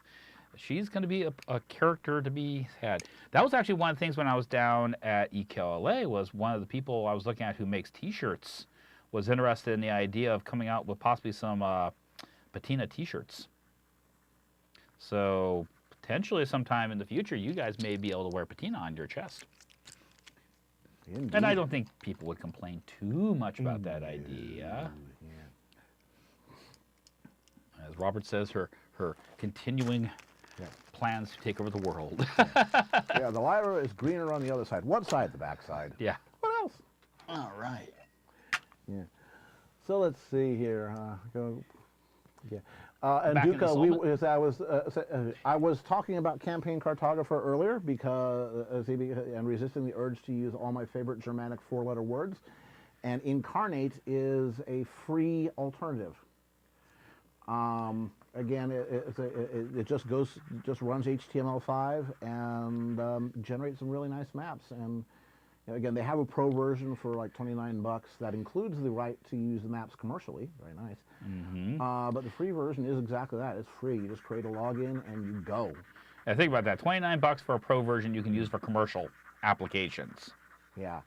A little bit later on, I will pull up the world map that that I'm doing for the D&D game that starts next Saturday. Oh. Yeah. Hand. Okay. Well, I got my character. Yeah, indeed. Yeah. We just finished making Dusty's character too. Okay. Dusty is playing Thatch from his Dial and Thatch animation thing he did with Mando Pony. And Dusty, feel free to throw up a link to that on YouTube, because you got to see it. It's so cute. And Doug and Aaron Mittendorf and Sibsy did animatics for it, and again, it looks great. And so Doug has his character worked out? Yeah. What's that? Doug has his character? I have to get back in contact with him. Yeah. Yeah. They were going to come over this weekend, but they had family up for Thanksgiving. So. I thought you were going to say they had family for Thanksgiving. I said, really? I didn't know they were Campbells. But so how do you guys over? Haha. So, yeah, let's see. Break the fourth wall. Draw a picture of Yuki wearing a patina shirt on your own T-shirt and wear that. Like one of those infinite tunnel things. Yes. Kind of hard to transfer royalties to someone who exists in Baron's subconscious. Well, Baron will act as agent for that. That's right. So there. And remember, Patina says that she has script immunity, and if anything happens to me, she's made arrangements. Yeah. I don't know what those arrangements are because I'll be dead. She doesn't feel any need to have to tell me. Yeah. And Mad Badger, oh yes, Dusty plays D&D. He is a veteran D&D-er. And Braun Bear, welcome. Picardo is having some stumbles tonight. Yes. You'll find us not just on this channel. It's everywhere. Well, as any channel that's got more than a few people on it. Yep. Hi, Big Diesel. Hey, I think I see some new people, so I'm going to say hello to Jelly Bear. Have you been here before? If not, welcome. If so, welcome back. Indeed. Let's see, who else do we have here? Going through the list. Yeah, Smudge Dragon. Yeah, we've seen that troublemaker before. Hey, be careful. I have to drive home with that troublemaker. So, let's see what else we got here. Okay, I'm going to make a little change here of something right now. I'm going to fix something in this picture that I did notice in the initial pencil. When I was talking last week about silhouettes, and I talked about one of the things you want to watch out for is, things like tangents and everything. If you look right here, yeah, I've got this comes line straight off the knee. Right. So what I'm going to do is I'm going to move this hill up. Put another hill behind it. Right. I'm just going to raise the hill top a little bit. I'm just going to break that up. I want to give that a little bit more character. Now it's not, everything's not repeating in a like lockstep. That doesn't usually happen in nature. Nature's not really big on that kind of. Yeah, so Jelly Bear, lured in by the keyboards. Yeah, I will torture you with them shortly. Yes. Yeah, let's say Baron is the that fellow right there. Hi there. Yeah, there you go. Poke, poke, poke. Yeah, finger. Okay, there. Yeah. Let's say I'm Caradwin. So I'm the Ed McMahon to his Johnny Carson. And if you're old enough to remember who Ed McMahon and Johnny Carson are, I pity you. You're in our category. You'll have this. You'll have the. I'll wave my ARP membership card. They won't stop bugging me. I'm not ready for AARP yet. Well, they think I am. Yeah. Yeah, tangent, the classic telephone pole growing out of someone's head on a photograph. There we go. And now the melodious sounds of Caradwin at the keyboard. Yeah. So Jelly, so since Jelly's interested in the keyboards, well, this one over here is a Logitech K120 104 key keyboard. This one over here. Oh wait, you mean something? Yeah. Okay. Now I see what you did there. Yeah, that's fine. Does the campaign have any unique features apart from the Anthro cast? Well, again, it's mixed Anthro and non-Anthro. It's 5th edition. My first foray into 5th edition, but it does look very interesting.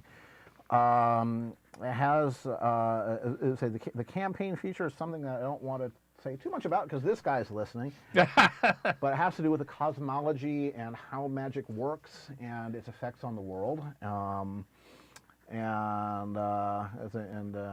Yeah, I'll probably put up a write-up on it at some point. Let's see. Oh, a whisper, click. I click on the whisper. Yeah, you go right ahead and you can share that. Yeah, you're fine, Sonny. Yeah. Why is that happening? Probably because it is Thanksgiving. Everybody is at home. They're still full of turkey leftovers, and everybody's watching Picardo and going blah like that. Yeah. So. Yeah. But anyway, but yeah, it's 5th edition. The cosmology plays a big role. I'm not doing the Great Wheel cosmology of D&D. It's my own thing. But yeah, I'm sure we'll be getting reports from it. But as far as he wants patina time. Yeah, oh, who doesn't? Yeah, yeah. Nightwing talking about a D&D campaign that starts next Saturday that Baron's going to be playing in, and I'm game mastering. And Catspaw is going to be in it too. Yeah. So, but anyway, apparently Jelly's here for the keyboards. What I have is a Roland XP30 on top. Again, it's an older keyboard, but I still like it because it has one of the most, expressive, after touches and velocity sensitive key beds out there. And this is on the bottom is a Yamaha DGX 650 portable grand. A couple of sustain pedals, and I'm a terrible keyboardist, so I'm going to torture you like this. He makes good atmospheric.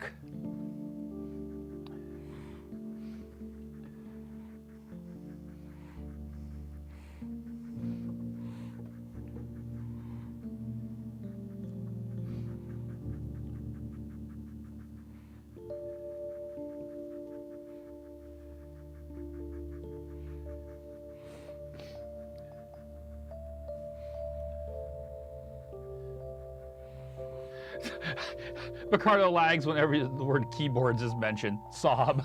Sorry, Jelly.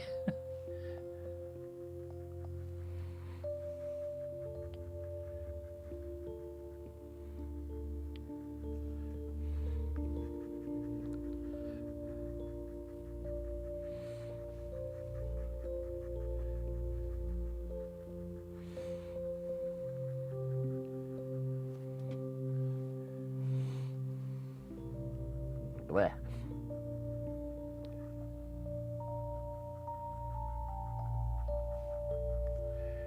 Okay. Kind of set some base colors in here for the distant hills. Now we're going to start putting the foreground hills in. And you might be noticing that I'm not going to green right away. I'm going to colors like beige and stuff like that, because if you tear up all the sod, the ground's not green. It's got worms. It's brown and other colors like that. The color of dirt. That's right. So I put some dirt color in first, then I build my green on top of that. One of the things that makes, grass look not like grass is when it's too green. Actually, I'll be pulling some other colors because I have some shadows here at this point. I'll be very... Once again, I'm working pretty fast and loose here.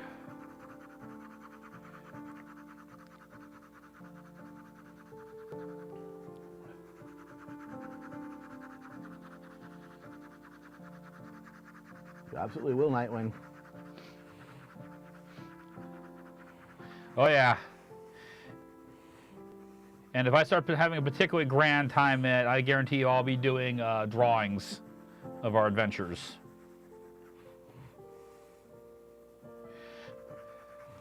Of course, if I start having a particularly grand time, I'll probably start actually having dreams through Cedric's eyes.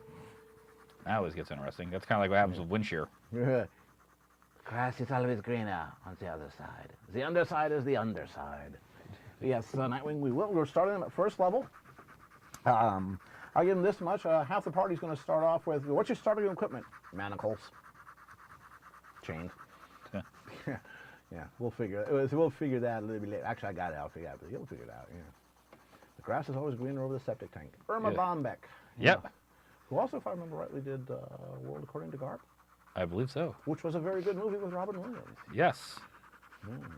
Now you also will notice I've got kind of this line down here defining the end of the picture, and I'm working past that because once again I want to work past my live area into what I call my bleed. That way, whoever ends up getting this at the BabsCon 2018 charity auction, and they take it into a frame shop, and I say, it's 10 by 13, and the guy in the frame shop says, no, it's 9 7/8 by, 12 3/4. They're not going to, hate my guts. Because I told them one thing, and it's something else. Especially if they, order a mat and don't bring the artwork with them, which is always a bad idea. Maybe I'll throw in a few bucks and get it pre-framed. Get it done right. All right. At University Art. Ha ha ha. Even just putting a ready-made frame around of a custom mat. Yeah, exactly. Yeah, can make them look really pop. Put some plexiglass on it so that anyone who's, even if they have to throw it in their luggage going home, they can just throw it in the luggage. Well, hello, Mr. Cat's Paw. Hey! Yeah, a Cat's Paw, yeah. It just so you know, if you're having all kinds of problems, Picardo in general is having problems tonight. Lots of up and down, probably lots of holiday bandwidth problems.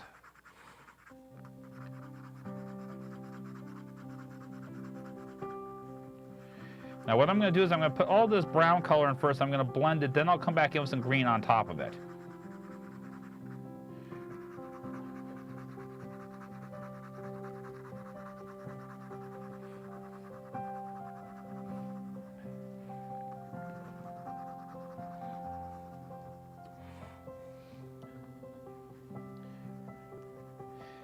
How's the weather down in SoCal, Catspaw?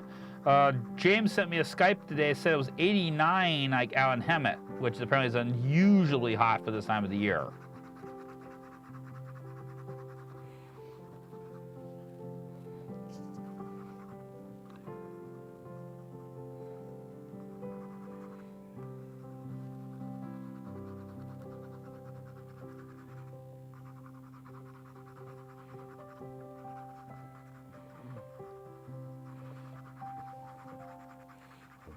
All right. So now we blend this. Now what I need to do is I need to find a part of the paper towel here that doesn't have any blue in it, or elsewise you'll hear me say all kinds of things that are not family friendly. Blue language. Yes. Yeah, you see what I did there. Yeah. Hi, Catspaw brother. Hi, Catspaw mom. Hi, Catspaw say daddy. Yeah, Catspaw got it. Apparently got it from his folks. You know, his whole love of wargaming. His dad in particular, apparently.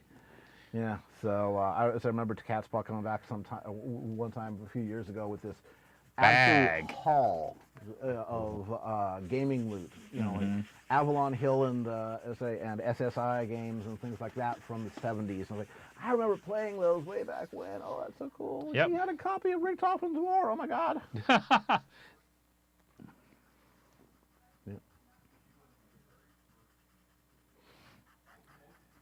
You know, sailor talk, you know, yo ho, a pirate's life for me. I say this right now may look really kind of like, Baron, what are you doing? Trust me, folks, I'm a professional. I know what I'm doing. Yeah. I keep telling myself that. You know, that's usually what you hear just before the explosion. Yeah, so let's see if this will even work. Now, I need to be a little bit careful here because I've got Lyra's tail, and this is actually a light part of it, so I need to be careful not to get color into that because that's going to be a very light, almost whitish blue color. So I'm going to be practicing a little bit of caution here, and I don't want to get heavy-handed with the brush. I'm just using the edge of my fingernail to get the paper towel up in there. I'm not using the whole flat pad of my finger. All right.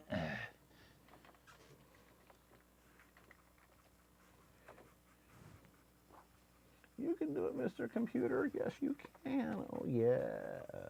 It's going to be nice to me. Oh, yeah. Buy the drink. Buy the drink. Oh, yeah, baby. Tell you like it's hair. Oh, yeah. I'm going to change that floppy disk to a hard drive. Oh, yeah. I'm going to be so solid state. Oh, baby. There's probably some people out there in the stream going, what's a floppy drive? I feel Axis old. and Allies. I used to play a lot of Third Reich and Panzerblitz. Okay, let's see. Where did I put By the way, Catspaw, in case you came in a little bit late, apparently next Saturday is going to be the start of our 5th edition game. Next Saturday, it all goes live. Which reminds me, I need to send him over. Well, I'll just send him over the raw InDesign file, and he'll no doubt change it. So. I don't know if he can do anything with an InDesign file. Oh no, not him. No, yeah. Send him as a Word document. He'll love that. No, send it as .txt. Yeah. Actually, to be quite blunt, you might actually prefer TXT over a Word doc. Microsoft Word is not really a page layout program. I mean, it fakes it. Yeah.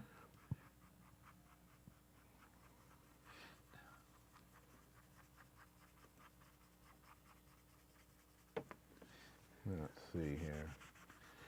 But yeah, that deer dude that you saw earlier on, which I will put back up in a moment, that is Cedric, who is, let's say he is an archer type guy. Okay, question has been brought up. Do I ever use those tortillions or blending stumps? I've experimented with them. The funny thing is that I've gotten results have been no better than cotton swabs. In fact, in some cases, they're too firm, and they actually end up scratching the surface. And the problem with them is that you end up with, okay, this is my blue tortillion, and this is my red tortillion, maybe your deep red and your light red tortillion. There's nothing quite often I need to get in small areas. If I can't get in the cotton swab, I just use my brush and just work it in. And you'll notice, I haven't actually dipped this one in any solvent since like the last break, but it still has a little bit of it in there, and I can still blend into areas with it. So it's all a matter of how much solvent you have on the brush and at what stage you are in the picture of how much do you actually need to get the job done. And what I need to do at this point, wrong bag, wrong bag. I'm trying to work fast and loose and get shit done. Ooh, I said shit. Yeah, that's crappy. You can't say shit. So I'm going to once again break it. You shouldn't say shit. Fuck no. There, I use the one that can get through the entire show. Yep. Yeah, that was the whole thing with Jaya. It's like PG-13. Oh yeah, Jaya is salty. Yes. So let's see if I put this here. And see, now I'm just going to call this up for a moment. If you look at Lyra, Lyra is a very cool green color. Where this is a very warm green. That's how I'm kind of separating the two out. So there'll be some contrast. Exactly. Contrast is your friend. And I'm also going to be putting some shadows in this too in just a little bit here. But once again, working fast because I want to get this done. Let's see if I can bring up. Where is that? Just so you know, when I'm working on someone's commission at home, I usually am a little bit more careful. Here I'm kind of, driving with the all the safeties turned off. Yep. There's Baron's deer dude. Dear dude. Yeah, actually, let me expand that a little bit. Oh, come on, so there. And I figure that's kind of like his winter or summer outfit, where it's like, I don't really need leggings. Yep. In the winter, I will. Say besides, all the girls are like, the buck. Yeah. Yes. Of course, if I remember right, your character's 16, so he's probably going to be, huh? Yeah. Well, Mom told me about things like this. Mama told me there'd be nights like this. No, ma'am, those are not handlebars. Well, they can be.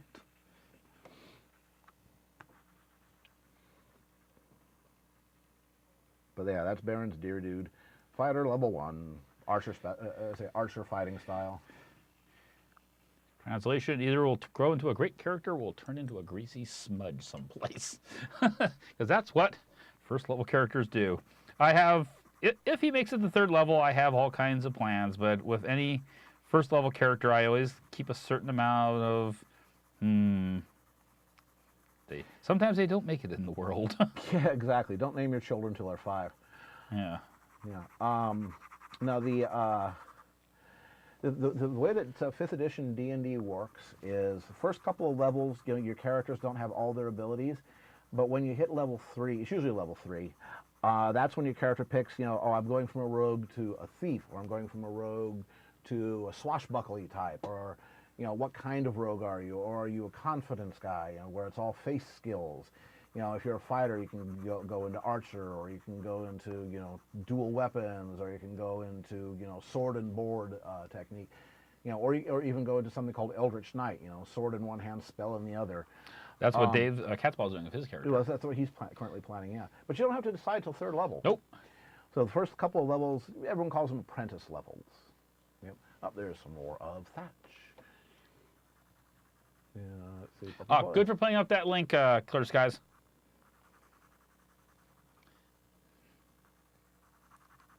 Yep. Okay.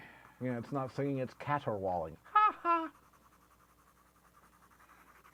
All right. Now, what do I need? What do I need? What do I need? What am I doing here? What am I doing here? Think for a moment. Think. Every once in a while, it's a good idea to pause and talk to yourself. Yep. Okay, we're going to take a moment here and actually sharpen our pencil. That's what we're going to do. Now, I'm going to take a little bit of trivia here. In the season closer, Shadow Play, The Pony of Shadows is the very first canonical outside of Dreams male alicorn. Yes. Because he has wings and a horn. Yes. So it's a first. It's a first. It wasn't Princess Big Mac. Was not Princess Big Mac. If that's just in his dreams. Of course, we wonder about Big Mac, but that's okay. Okay.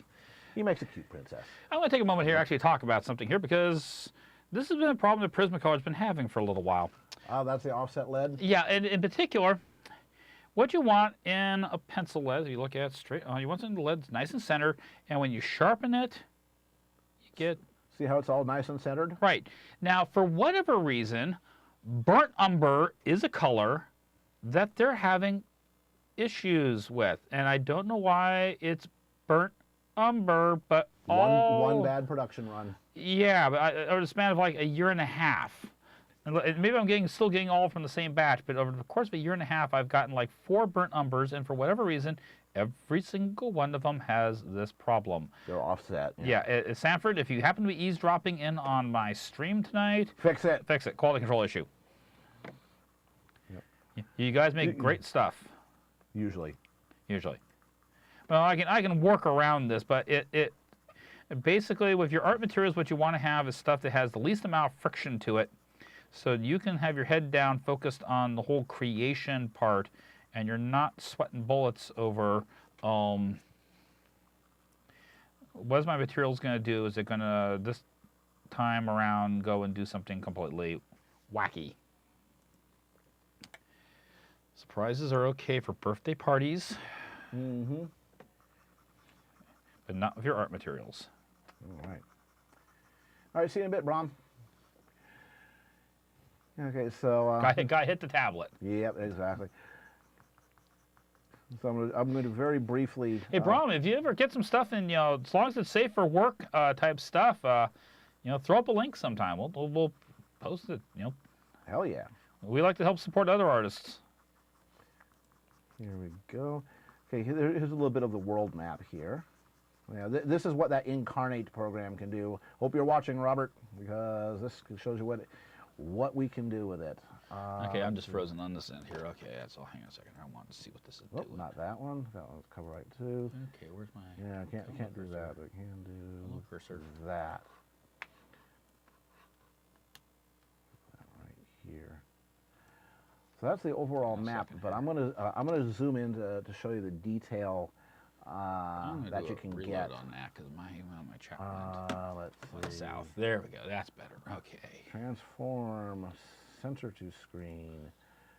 That's not it. I want to not center. I want it to be full size. How do I do that? Transform full size. By the way, I don't know if I said yet tonight. Good. Hello, Sarah. There we go. Glad you could join us. There's the world, there's the mountain of the moon, the sky sea, the clouded peaks, the 7 kingdoms, maybe soon to be 8, depending on what happens in Edinburgh. West March Hills and Goldenvale. Baron's character is from Goldenvale. It looks a lot like California's Chaparral. Yeah, the San Luis Obispo area. The Black Swamp, lizard dudes like that. Iron Duchy, a large human kingdom, is very heavily controlled, lawful neutral type of place, bordering on lawful evil, but you can probably die of old age there. As long as you follow the rules. Indeed. Various places, various things. White Pelt, I really want to thank you for joining us tonight. Great to see you and everything. Drop me a line sometime, either on FA or DA. We get caught up on some stuff. If I don't happen to see you before then or hear from you before then, you have a happy holidays. All right. See you later, Mr. Whitewolf. Whitefelt. Auf Wiedersehen. Duca, do they have traveler symbols? No. It's really oriented towards fantasy, although it can do some interesting stuff with, let's say, with hexes and all that. It is designed for overland mapping.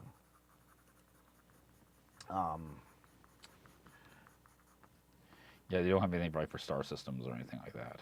Yeah, no, not yet. they're talking about it, but not yet. Not at this moment. Yeah. So Nozumi, what game is this? This is my D&D. That is indeed my D&D campaign. That is the world of Trestia. which these guys are going to be messing up pretty soon.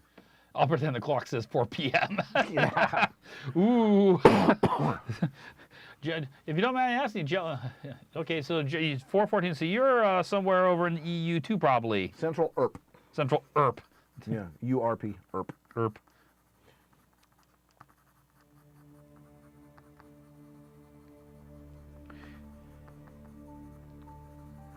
All right. Got enough things blocked in place. I'm going to go into blend now. So, what I need to do here. What I need to do here, and I forgot to do that, is I need to bring some violet into this. Yeah, violet. That might sound kind of crazy, but I want to kind of tone back the greens a little bit so they're not too uber vibrant. And purple makes kind of a nice contrast color to green. So what I'm using here is grade lavender. I don't want a whole lot, just a little bit.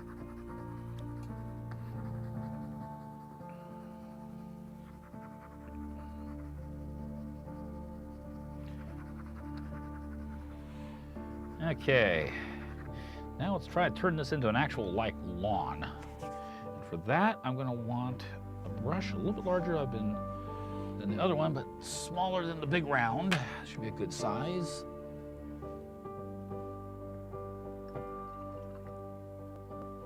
Okay.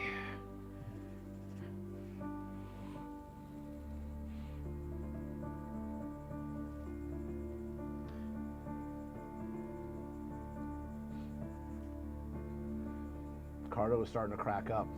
Stop telling it jokes.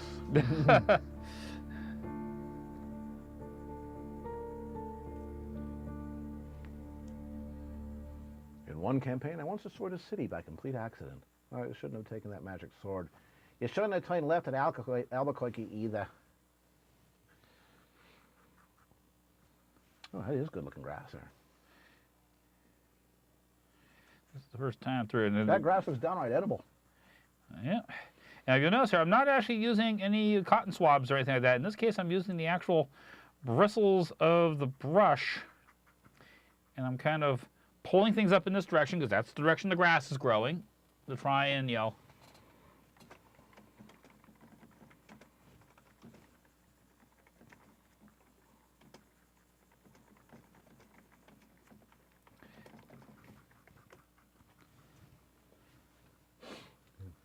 elegant weapon for an old forgotten age.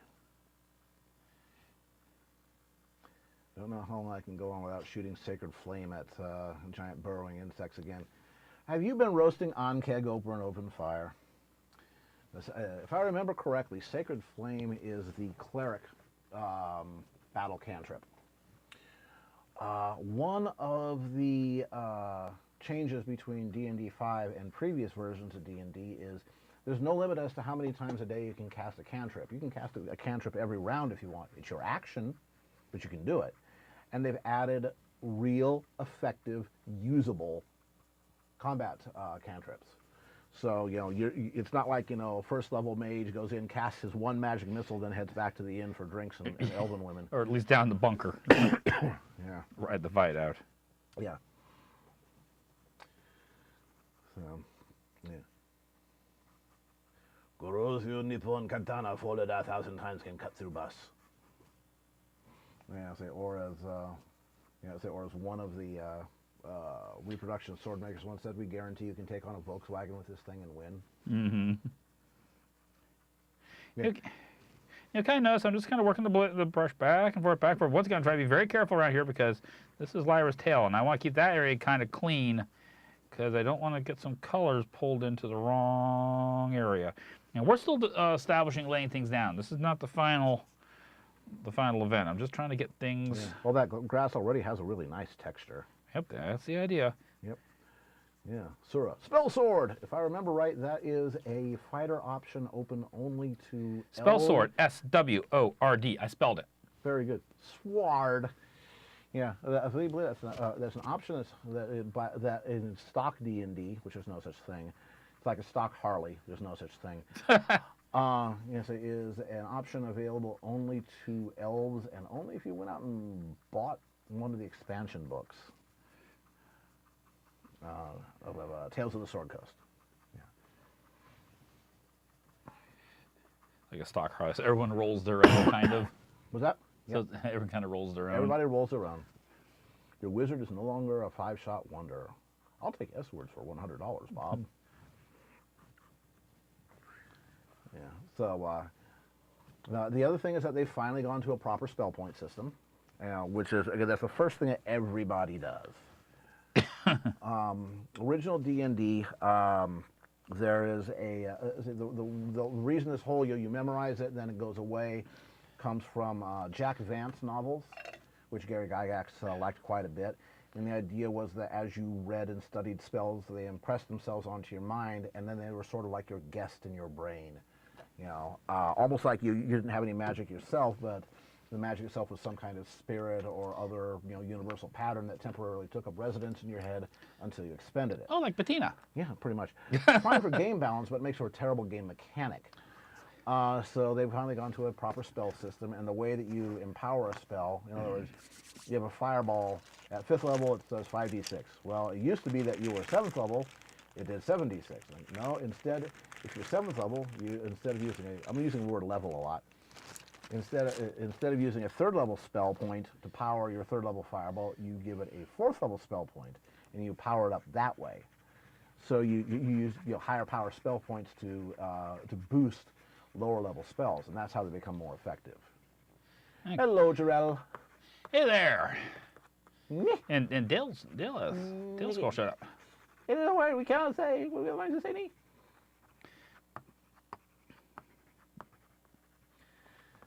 And we're putting a tree trunk in now. And I'm working fast. Why does horn color tend to match pelt color? Well, it makes it easy. Yeah. Does any counterexample exist? Or in canon counterexample? Discord. Of course, he's a counterexample to everything. Let's see. No, I don't think Tempest is different there. Tempest, when Fizzy had her horn, was the same color. Yeah, that's true. There was Sombra.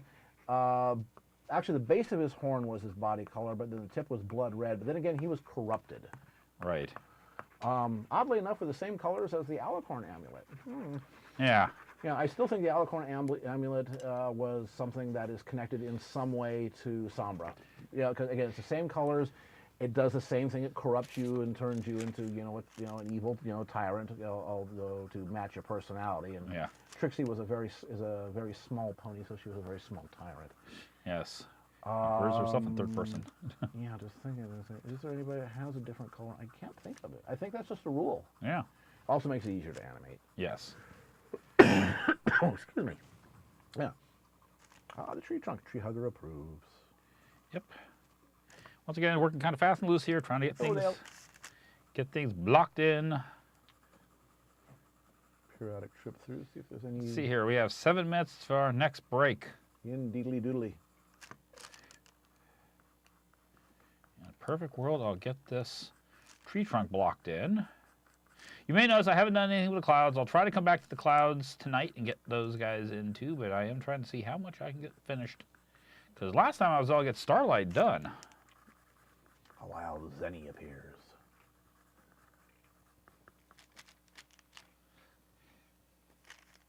Yeah.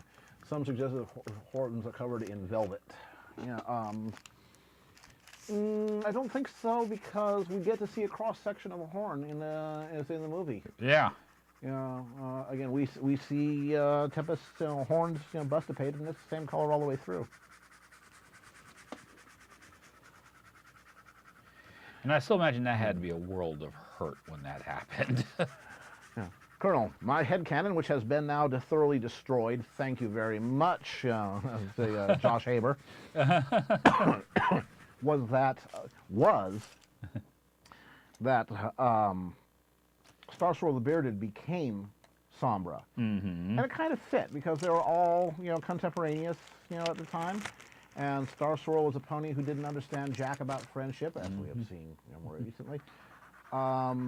He was all about time spells, and Sombra kicked the entire Crystal Empire into a time limbo, time-themed spells, you know, and again, we hadn't heard from Star Swirl since, and the colors of the and the Alicorn Amulet is exactly the kind of thing that Star Swirl would have been able to create, and might have wanted to, again, as he got older, say, well, I want the immortality of the Alicorn, therefore I create this device. But it corrupted him into Sombra. And again, the Alicorn Amulet has the exact same colors as Sombra, gray, black, and red.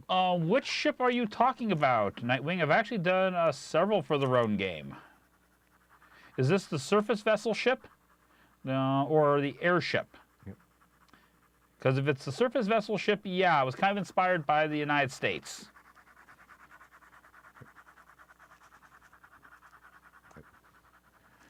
Yeah, so anyway, then along comes the season close for Season 7, which was awesome, but it completely ruined that headcanon. Did your headcanon barrel boost? Yep. But it did a great job of tying stuff together. It goes all the way back to Season 1. Yes, and I thought it was also kind of nice and kind of sad that Twilight's hero and role model. Well, he's a jackass. Yeah. And I thought it was very interesting that, you know, the whole thing with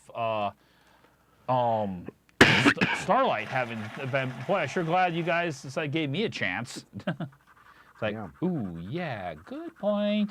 Yeah. Well, so again, more and more often, Starlight is becoming the solution, and I kind of like that, because we've seen a nice, say, progression there, and this whole bit about she's been there. She understands things about, darkness and evil that really there's only one other character in the show that has that same understanding. Maybe Luna. That's Luna. And I would really, really like to see a show sometime in Season 8 that comes down to Starlight and Luna comparing notes, as it were. So again, basically, Go get drinks. That might be a good show. So they sit out there talking about things, and Twilight wants to interject, and she wants to be part of the conversation, and she can't, because she has no basis for understanding.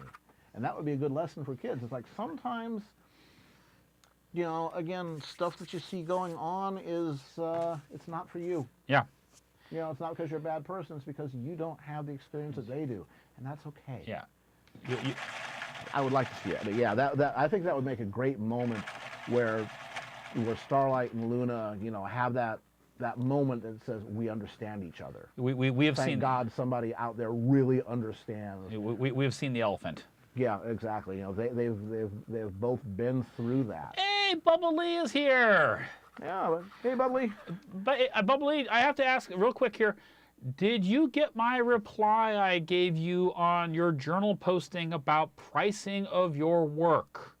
I hope I didn't come on being just a wee bit too heavy-handed about that, but I really was kind of emphatic about my points I made there, and I think you're perfectly in your right to raise your rates. Yeah. Your work is awesome. It's true. Everybody commission Ask Bubbly. Yeah, Bubbly does amazing stuff. Yeah, not just Pwn. Yeah. Okay, I've got only 2 minutes left here, so I'm gonna smear it good. Yeah, we're gonna see if we can get this smeared before I have to go to break. Oh, I'm making such a mess of my work area. Greetings, alleged Earthling. Hello, Wireball. Welcome back. I was defeated by Twilight Sparkle, and all I got was this lousy T-shirt. There's going to be a lot of those. Yeah.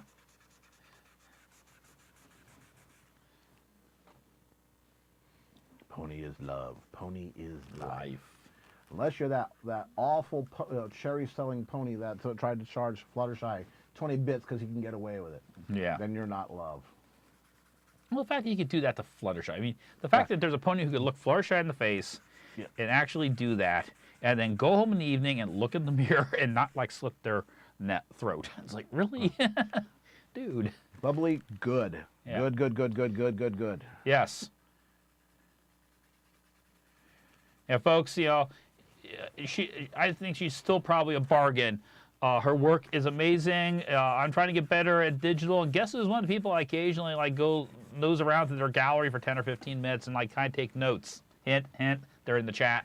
Yeah. Yeah. I say, well, first of all, the name of that character kind of is Agni is given away in the link, but yeah, that was basically Roger Mudd 3.0. Hardcore Fenton Mudd. Yeah, definitely share. Artists, you feel free to put up links to your artwork as long as it's safe for work. Yep.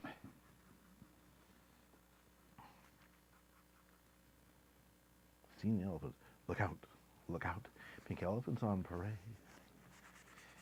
Okay, I'm gonna go just a minute or two past when I usually would go for the break, just so I can get this Yep. locked in. Yep. Yep. Excellent. Everybody, go commission Ask Bubbly. Do it. Do it. Do it. Do it. You want to. You And when she need gives to. you a price, don't go get all. It's worth it.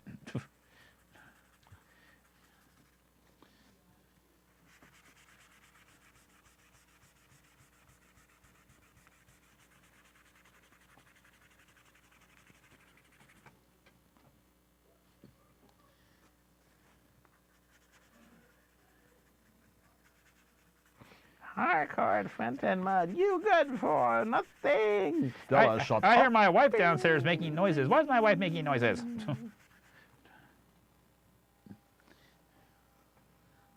Maybe we'll make Smudge come up and visit us for a few minutes. Yeah, maybe we will. We should do that. We should do this thing. It's good for her and good for you. Yes.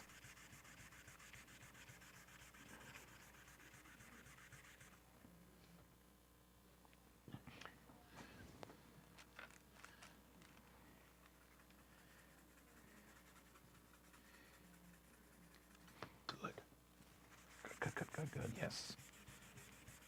You've made Baron very happy, Bubbly. Yes.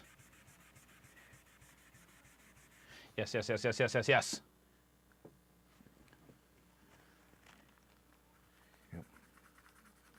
So, given how much time artists, spend on doing these things, never mind the training and all that they've had to go through. Get to the gift, they'll do it in a few hours. Yeah, but again, if a piece of art takes 4 hours to do and they're asking $60, they're asking $15 an hour. That's barely minimum wage. Yeah. No. Yeah. Again, don't do that. About that. Artists are worth more than minimum wage. Yeah, I've heard so many artists say, well, I'm going to have to go get another job because I can't afford, I'm not making enough money. How much you charging? About $12 an hour. There's your problem. Yeah, starving artist is a very sad thing. Okay.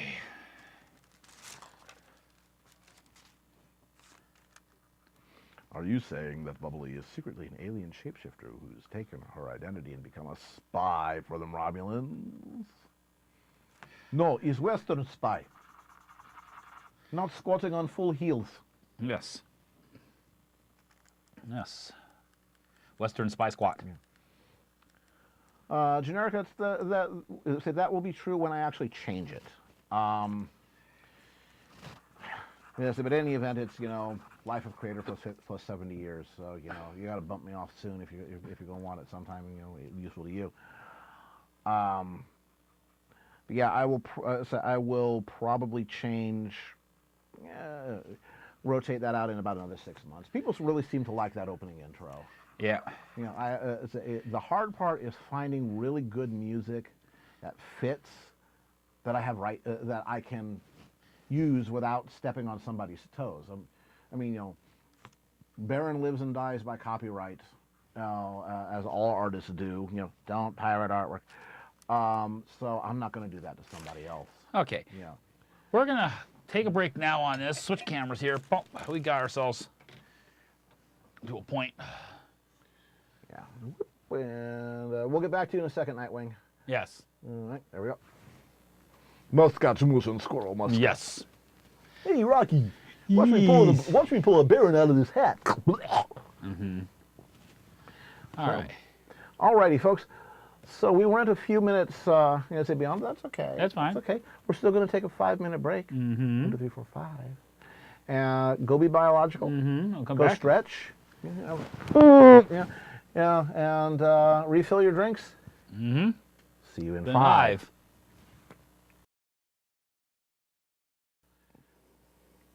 Okay, and we're back. And this lady here should look fairly familiar to folks who are regulars to my stream. To anybody who is new, this is my better half. Hello. This is Christina Smudge Hansen, very talented artist herself, and she's over here tonight. So we decided to put her up in the hot seat at least for a little while. She can keep folks company while I'm continuing to work on my drawing. Thank you, Sonny. Most likely I'll just kind of stare at the camera, smile, and wave occasionally. Hello, all. You are being smudged out. Yes. And you've been working on some animation projects recently, haven't you, on your Patreon? Yes, I have. I was able to finally afford a license for Toon Boom Harmony Essentials, and I've been kind of going to town with it. Yeah, it's been actually very impressive watching her work on the program. She's found a program that really seems to be clicking for her. And if you're one of her patrons on Patreon, you get a chance to see what she's working on. It's actually some pretty nice stuff and everything. She's also got a couple other projects you've been working on too, the Lumiere. Lumaria. Lumaria. I always keep screwing that one up. You say Lumaria, I say Lumaria. Motto. Yeah, that one is currently in a really early development phase. I'm doing some prose for it. I'm doing basic character designs. I'm just kind of seeing how far it goes. But right now it's been slightly shoved aside only because the animation's like really taking off. Yeah. So, and I want to get that animated short out of the way so that I can go back to work on the other. And maybe eventually do some animation on Lumaria. We'll see. Let's see on that. Yes. Have to see where the project goes. Yes. And I poke you about needing an animated Skybrush Okay. for the stream, so we have a little thing over in the corner. There. I need to finish this other thing I first. know, but I'm going to keep poking you about. One project at a time. I'm going to keep poking you about please. that, though, so you don't forget about that. Yep. Mad Badger says, please keep him in line, and don't be afraid to use force. Oh, he knows I hit well. So, going to jump back in again, because like I said, we're trying to see how much of this piece I can get done tonight in one fell swoop. I'm actually going to go back and work on the grass here and let the tree trunk kind of dry out a little bit before I try tackling it. So you're kind of working back and forth to integrate elements into the picture here. So if Carolyn here could switch the cameras. Oh, and since it's on the, basically starting the new section here, we probably should do our hourly duty there, Carolyn. Indeed we should. Except I don't have a mic, but that's okay. I can do that. Well, I can do it. Indeed. Yes. Tell us who the hell is this University Art people? Well, University Art is a fine chain of stores in the San Francisco and Sacramento area. They have stores in San Jose and Redwood City, and they graciously employed me for 20 some odd years, which that in itself is amazing. They actually put up with me. They have excellent materials. They have people who work in the stores who actually use the stuff. They're not just, they're punching a clock and collecting a paycheck, and they're not on commission, so they're not going to try and sell you something expensive just so they can have a bigger paycheck. They do first-rate framing, archival quality. They know their stuff, and they are very gracious to sponsor me with art materials so I can come here tonight and create artwork for you guys. And every once in a while, they lurk in the chat. So Mike or Jeff, thank you very much. I hope you guys had a great Turkey Day, and I hope the holiday season is very good for University Art. And if you guys are in the San Francisco Bay Area or Sacramento area, you should drop by and give them some of your money, because they deserve it. University Art. All right. So I'm just sitting here. So tell us why Toon Boom is so much easier to get along with than Maya or the others. What's different? Well, first off, Toon Boom specializes in 2D animation. While you can plug 3D models in at higher end packages, that's not its focus. In fact, the My Little Pony movie was all done in Toon Boom Yeah. Harmony. Yep. The And it looked Princess and the amazing. Frog by Disney, that was done in Harmony. That was done in Toon Boom Harmony? Yes, that was done in an early version of Harmony. Whoa. That was okay. their first and last paperless project because unfortunately the entire 2D staff got booted after the film was finished. Aww. Which is why you no longer see 2D stuff out of Disney. Oh, that's really, because that was actually amazing.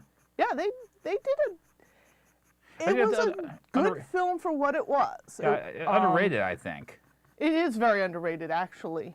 I thought it was very fascinating when we went to the panel at WonderCon, and they were talking about having the guy, or it was the guy or a gal, I can't remember which one, who was this, basically all they did was the color palettes. They had 3 guys and a gal on that panel. I think the colorist was actually female. I'm not sure on that. It was years ago. Yeah, but it was, And my memory is faulty. Yeah, and it really, you see a production like that and it really looks great. That doesn't happen by accident. That's because people sat down and sweated the details, and they went into great details talking about the color language of the movie. Yeah, one of the interesting things with a high-end, the top pro-level version of Harmony, which is so out of my price range, it's not even funny, is that how it initially started out, one of the sections of the program was designed to tweak your color palette to fit the scene lighting. So effectively, all the characters, which was something new for this colorist, she was practically tripping over her own feet. Before this, the colorist would sit down, figure out the palette they want for a particular shot, and then hand choose all the colors so it all fits. That means the characters literally changed color depending on the lighting over time. In Harmony, what it did was you basically block filled all your colors into a standard color palette. Then you say, my lighting for this scene is like this, and it would do all that adjustment for you. So it was more like working in real traditional cinematography at that point. Right. Ooh, that was, I forgot about that little detail. That's a very powerful, that requires a lot of calculations. Yep. But once also, how do I want to put it?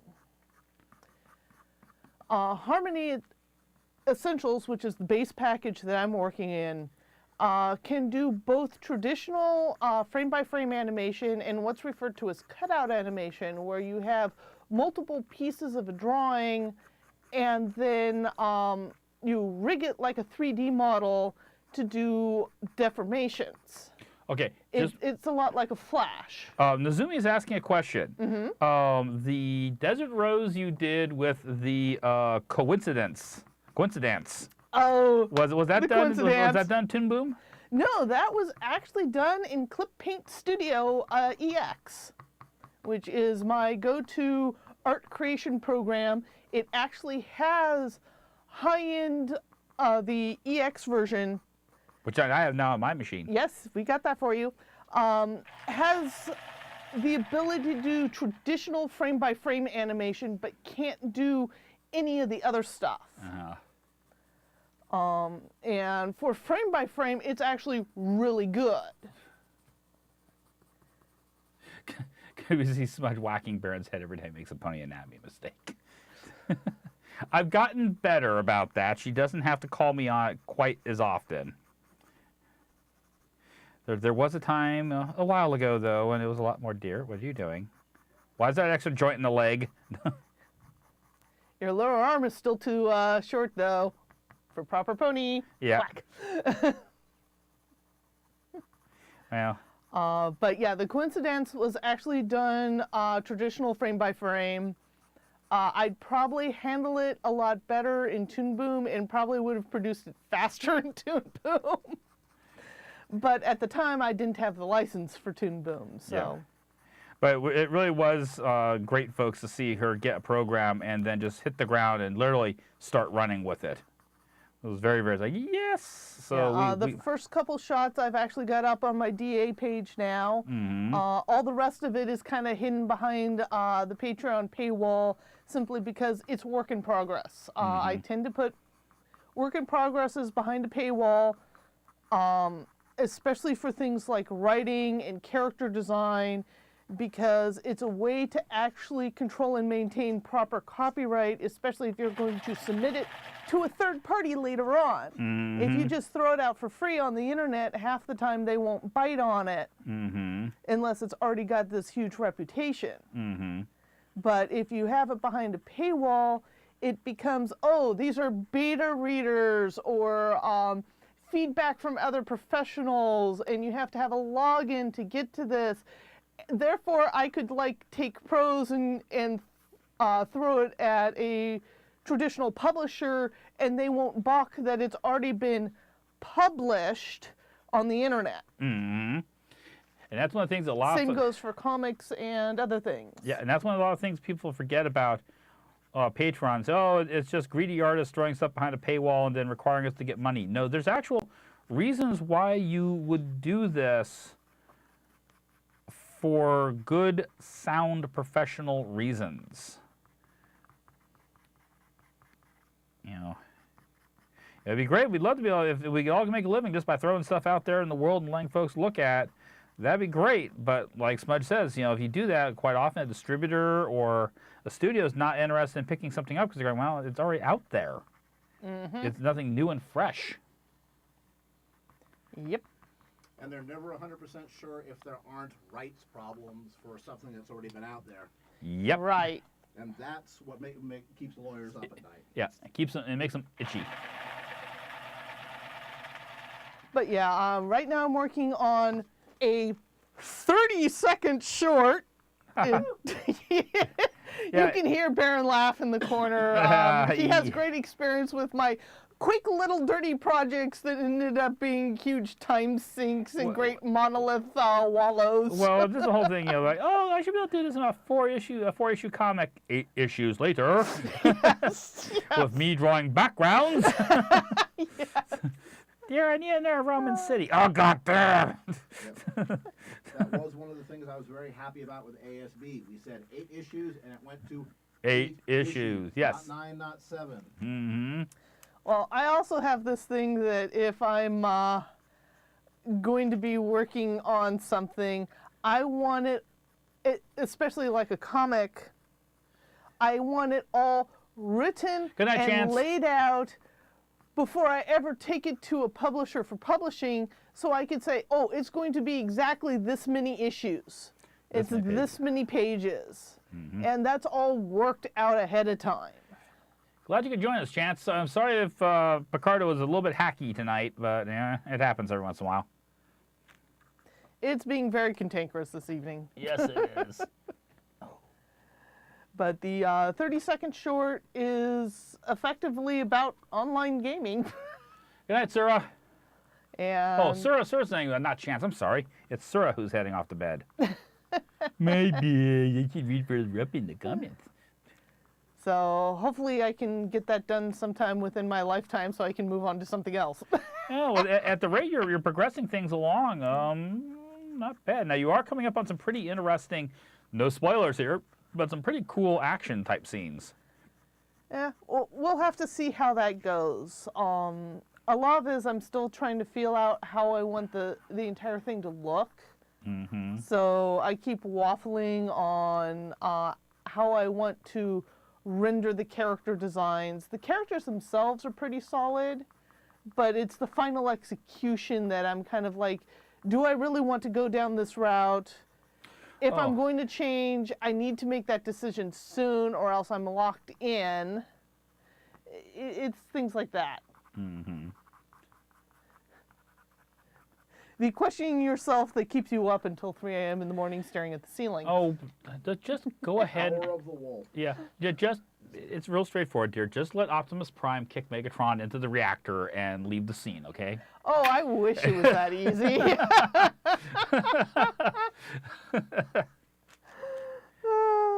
And now we're going to have a whole bunch of people going, what? What? Optimus Prime, Megatron, Reactor, what?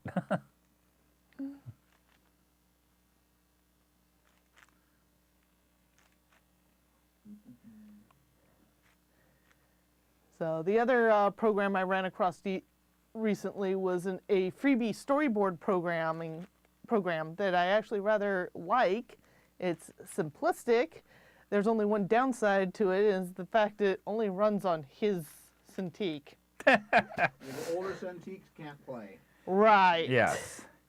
I've got this tiny little Cintiq that's only about maybe this big, and that's not the view size, that's the whole Cintiq. The view size more like this. Yeah. Yeah. Yeah, And it's not color accurate, so I'm doing colors on it. It's like, okay, I hope that works.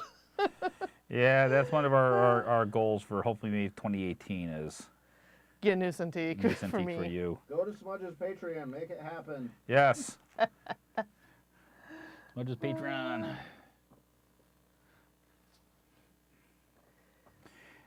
Actually, Dusty Cat, if you could find Smudge's Patreon link and throw that up in the chat, that'd be awesome. There, Rickard, one if you can find it. Yeah, let me see here. It's hiding.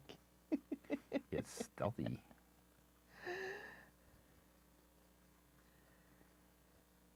So I was able to do another like 30-second board and turn it out within an evening on his machine, which was really nice. Yep. Stupid simple, but sometimes that's the best way to go. Mm-hmm. And I will admit, as far as relations to that storyboard stories, I've already told my wife this, I have been elevated amongst the local avian life forms. I am now considered suitable roosting rest to sit on while you wait for the next bird to get his butt out of the bird feeder. That is when you're not being dive bombed by flying sewing machines. No, this is true. When the hummingbirds are not having territorial wars. It is perfectly okay to sit on Baron's head and wait for the next bird to get his butt out of the bird feeder so you can go over and get a sunflower seed. Because it's all about sunflower seeds. All about the sunflower seeds. Yes. Generic, well, we're hoping to actually stream again next Friday. We didn't do it last week because I couldn't be there to moderate because I was out of town. And it's actually a good thing that we didn't try to do that remotely because it would have been really awkward for me to try and be on chat for that while sitting in a large auditorium watching guys in armor basically joust. Because one of the things that Caroline and I did last Friday night was we went to medieval times. Lucky bombs. And we got the royal treatment. We got to sit in the very, very front. But we got the loser night. Yeah, He was the first out. He was the first out. He looked like he escaped from a background character out of one of Peter Jackson's Lord of the Rings movies. He looked so much like an elf. Even though I noticed that several of the girls were kind of swooning over him. Well, yes, and? Well, it was easily eyes. Yeah, well, of course, Green Knight and Red Knight had that kind of suitably stubbly, rough and tumble look. There's a reason why whenever I play an MMO, I usually play an elf. Sorry, dear. Rose Sakana has really dug up something before. Uh-huh. Another one who? Yes. I believe that one is on my DeviantArt. Both of them should be up on my DeviantArt. Yeah, actually, I think Bubbly's asking you a question about, speaking of... Yeah, I cannot read that. So. Yeah, speaking of Smudge on Cintiq, he plans on doing a Smudge stream, yeah, blah, blah, blah, blah. I plan to do a short, Shack Cat animated short comic. Okay, blah, blah, blah. Yeah, how goes the plans for this Smudge stream? Yep. Yeah. No, like I say, next Friday. Yay. Don't do it again. Basically, it's going to be alternating on weeks that I'm not streaming so that, I don't have to worry about that and prep for my stream the next day.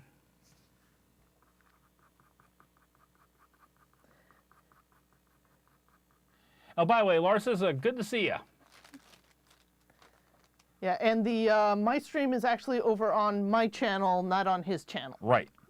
She's got her own Picardo, all nicely neat and separated. And it's not as fancy a production at the moment. It's definitely being done in our studio. We're still working out some of the things on some of the graphics and everything, and we're still sorting out some of the audio.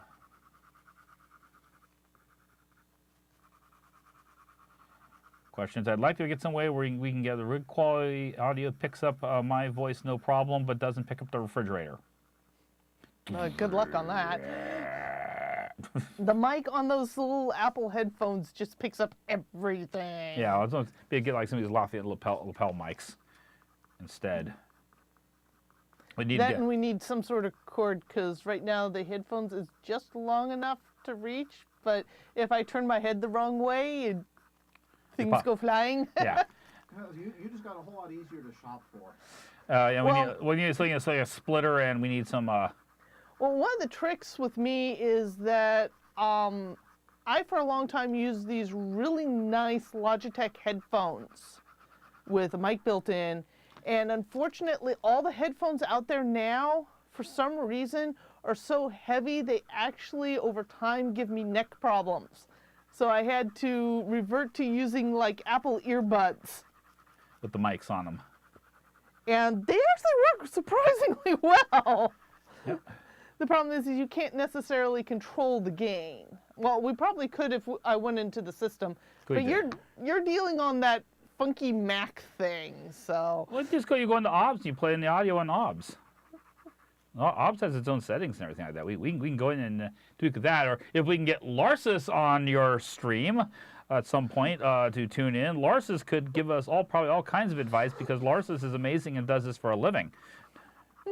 Larsus has been one of the reasons why this stream comes out as well as it does, because on several occasions he's kind of told Carabin, do this. And every time we do what Larsus tells us, things get better. Yeah, it's really sad, because I really like those Logitech headphones. The sound on them was awesome. Mm-hmm. The mic was really good, but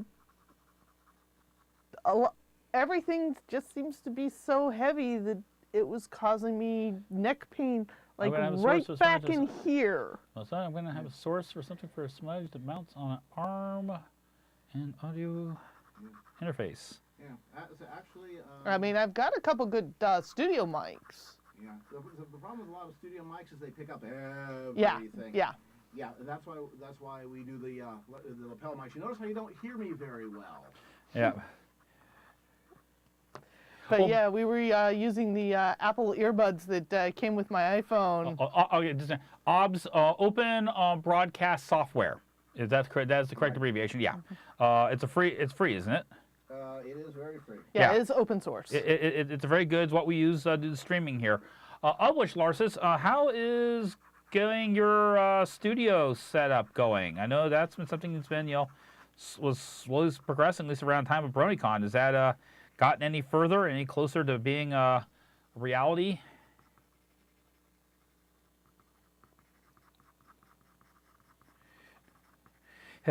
As we wait the several minutes for the stream to actually catch up.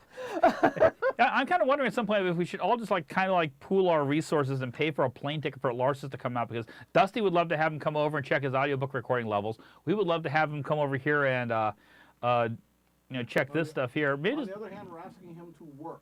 Yes, I know. That's fine. Pay for a plane ticket and pay for his services. I'm just kind of wondering if we all pool our resources or do a GoFundMe to have Larsus come out and help us. Still looking for a location. Well, Larsus, when that becomes a reality and you get that to work, let us know, and we can post a link here in the chat and see if we can start getting you some biz. Yeah, I could totally not read that. You do not want to know what my brain parsed that sentence as. Yeah. Is this in relation to Bubble Lee? No, to Larsus. Ah. About his location. Yeah. Not happening until next year. I'm still looking for a location. Well, you got to find the right place.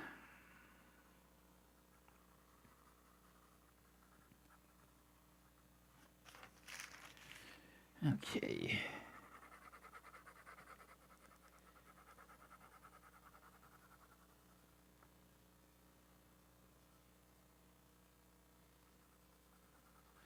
Okay, and Dusty, I'm looking at the possibility of quitting my job here at Midland. If I do that, I'll probably blow a bunch of cash and come over and help you guys for a few days. We'll make sure you're fed. If you need a place to crash, arrangements can be made at our place or someplace. Hey, Sean. I think that's Sean. Yeah, that's Sean Skunk. Okay. Like I said, I can barely read it. Mostly, it's rather fuzzy. Yeah, that's one of the things we're looking at getting taken care of by the end of the year is getting New glasses. New glasses. Just as I finish off paying these. Yeah, well, you've already paid those off. 'Cause we paid those off before the 0% interest ran out. Yeah.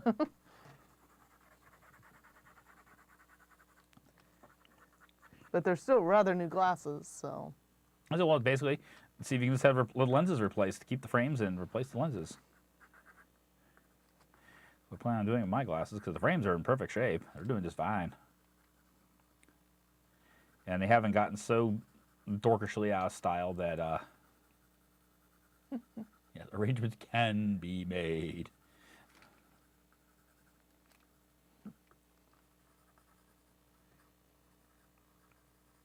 So the last hour is going to be the hour you actually do up the girl herself. Yeah, I'm going to try and squeeze that through. I'm going to at least blow and get much of the color You've unblocking gotten done. a lot down already, dear. Yeah. That's actually pretty impressive. She knows my usual work production schedule, so this is But then again, you're also doing it a lot looser than you normally would. Mm-hmm. So that's probably helping speed things up. Mm-hmm. Well, like I said, I might tighten up some things when I get home, but I want to get as much of this down color-wise, and I want to show folks as many different techniques that I use in the course of one stream. All right, now I need to tan this up a smidge, so let's go into some beige. I'll come into some purple afterwards.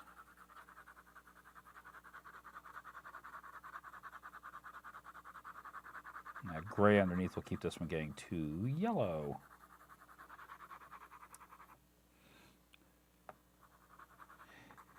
Prismacolor premieres, that's what I'm working with right here. Awesome stuff. Recommendation, if you don't have one already, Laura says, go out and get yourself a good quality electric pencil sharpener to sharpen them with. I don't care what all those books say on color pencils. Electrics are the way to go. A good electric. Yeah, I say good. A bad electric will destroy it. A good electric is a godsend. Yep. Okay, now what I need is, like I say, I'm not going to be using a whole lot of black in this picture because black will would actually kind of dull things up. So what I'm using is black grape, and I put burnt umber on this part here, and you combine a dark purple with a dark umber brown, you get a wonderful shadow tone. I remember a few years ago, I worked on this one watercolor painting where I didn't actually use any black in it, but I mixed apparently the perfect dark black that everyone read it as, oh, you went in and inked those clouds. That's horrible. We're going to dock you for it. It shows. I'm like, it's not true black. Yep. You should know that. Yep. And what I'm also going to do here in this area right here is put in the shadows. Well, apparently, Amazon recently had a big sale on Prisma Premieres. Yep. Yeah, they had like 80% off. Oy. Nice. Yeah.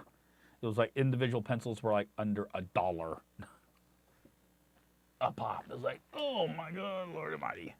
Okay, what we're going to do here now, because once again, just like I pulled some, and I actually will pull some blue into right through here, but just kind of tying things in through here, I'm going to actually pull a bit of green up into my shadow area. I'm trying to kind of unify and link things together. Everything is part of the same world.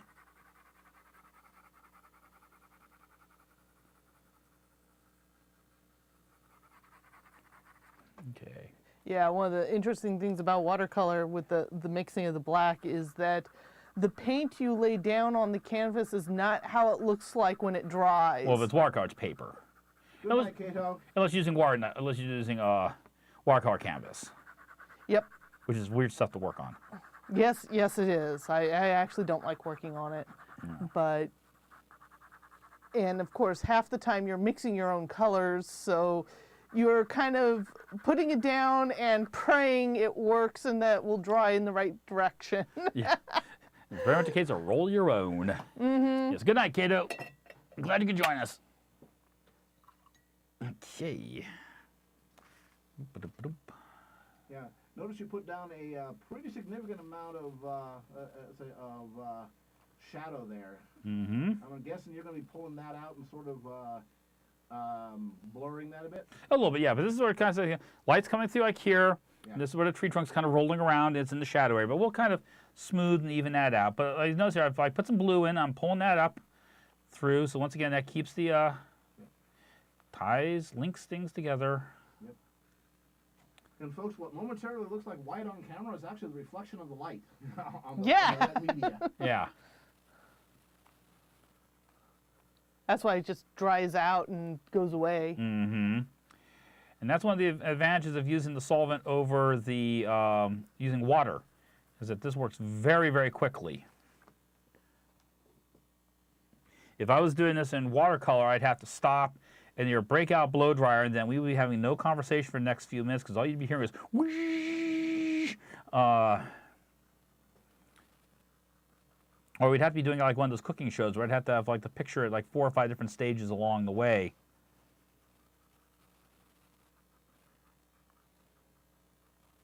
Great Chinese secret ingredient, fire extinguisher. Yes. Tasty. That was an old Yan Can Cook thing. Yes. And one of his live performances he was doing where basically his whole set rig caught on fire on camera. It was really impressive. I remember that episode. Yan can burn. And he says, and he kind of stared at this for a moment, looked at the camera, looked at the growing conflagration, said, now we use secret Chinese ingredient. He reached there and he pulled out this fire extinguisher. And then gave a very impromptu speech about why it's important to have a fire extinguisher in the kitchen by demonstrating. And having the right kind of fire extinguisher. But he had a dry powder. Because he had a grease fire. That's right. You do not want to use fire extinguishers that are designed for wet on a grease fire. Yeah. Well, you just blow the burning grease all over the place. Yeah. Possibly on you. That would be bad. Which we probably at some point should go to the local fire station with our and say, test this. Is this even up to snuff still? Yeah, we've got like 3 of them that need testing. Right. And if they're toss them, fine. Buy some new ones. I'd rather know to toss them and get new ones than... And suddenly a critical moment, oh, darn. You rolled a fumble. Except in real life.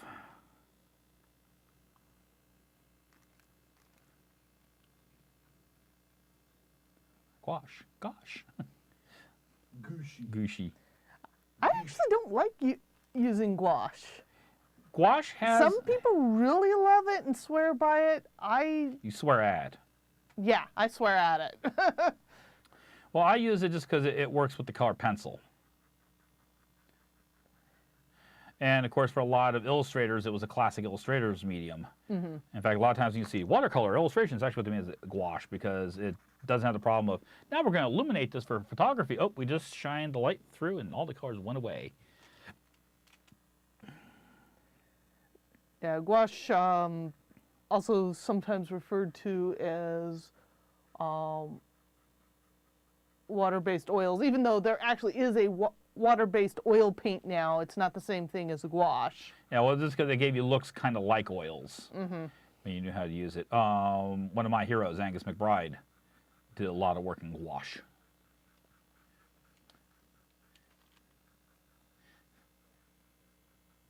Yeah, don't use flour. No. Bad idea. Yep. Every once in a while in the Midwest, they'll give you a perfect demonstration why you don't want to do that. Oh, look, Silo's wanting to try and do their impression of a moon landing. Or a Titan launch. All right. So as folks can probably see here, it's starting to even out a little bit here. And I've been working from lighter generally to darker. And I've got to do this area here, then I'm going to come back and do this part, but this will kind of prep my cotton swab so I'll have the right kind of pigment on it when I get there. And sometimes if I'm working on a big piece, I'll have several and saying, oh, this is like my dark color swab, and I'll just keep it over here on the side.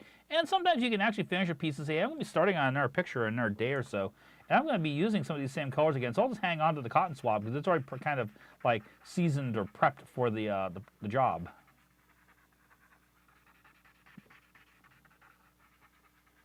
When I was going to community college, I remember this one lady who did watercolor and would never change the water out between paintings.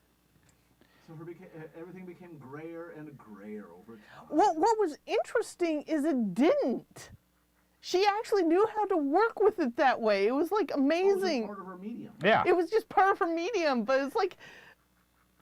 Remember that one time we went to that East Valley Art Association meeting, and it was the one lady doing the botanical demonstration, and she had the palette that she hadn't cleaned in like 20 some odd years. Yeah. And it's like, okay, this is a color. This is a color. You're really, you can tell, yeah. That's like, okay, I couldn't tell that that's actually burnt umber amongst all the other colors you've piled in this thing, but hey, you're turning out a masterpiece, so obviously you know what you're doing. If it's stupid and it works, how stupid is it? I guess it's what you know. Yeah. Well, that's the reason why I ask, 3 artists get 4 opinions on how to do something, because there's so many. There are as many special secret techniques as there are artists. Yep. Yeah. Now, see, that looks a lot better. It doesn't look quite so harsh, a bit more. Or tree-like. More tree-like. Exactly. That's the word I'm looking for. All right. More woody. Okay. Let's see, I haven't used any black. I haven't picked up, and the only black I've used is right there and there, and that's actually pen. Now this is give me a nice solid. I do try usually have a picture. I'll always have, even if it's like one little tiny spot that is pure white, and some little spot that's pure black, because nothing else that helps her when it comes time to scan the piece. Well, that's 0. That's 255. Of course, we also have a nice color target that she likes to use. I just wish we had a nice scanner to go with the nice color target. Well, we'll get the Cintiq, and then Good night, Nightwing. we'll get the Cintiq, and then we'll start looking at trying to figure out how to justify a real top end 11 by 17, or even better 18 by 24 flatbed scanner. I've been looking at some 18 by 24s. It's like, Smudge would love that. Yeah, I'm kind of $5,000. No.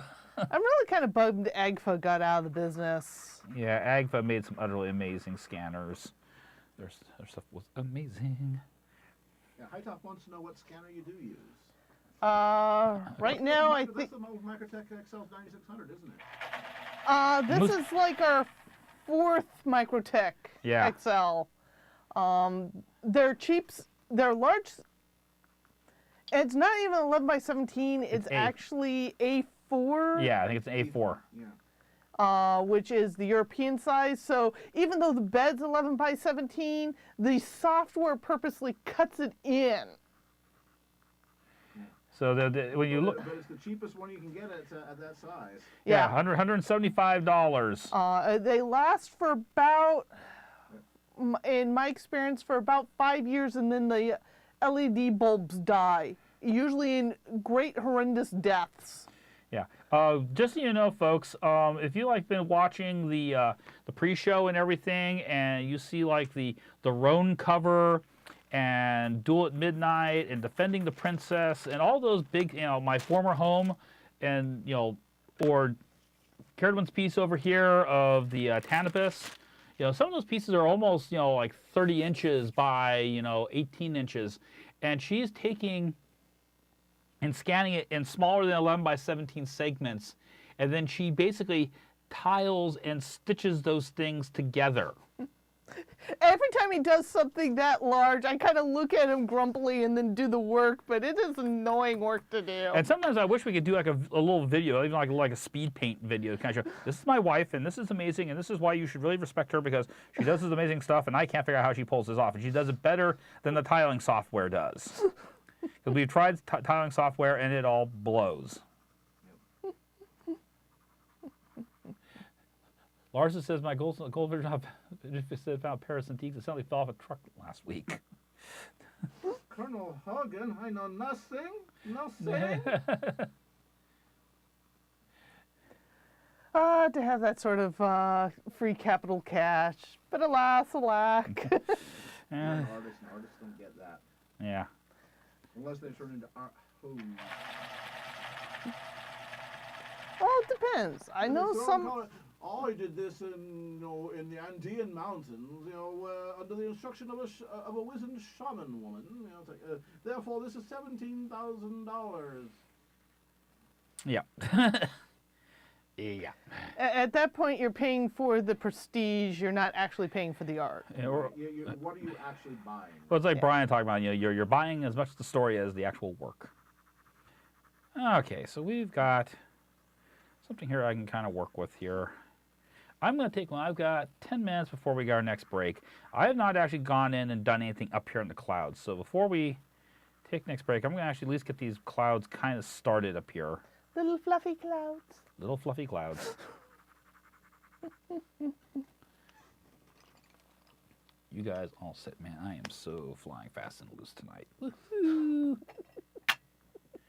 Yeah, as Smudge said, this is much quicker than when I'm usually working on a commission or something like that. I am taking all the safety barriers down and just go in.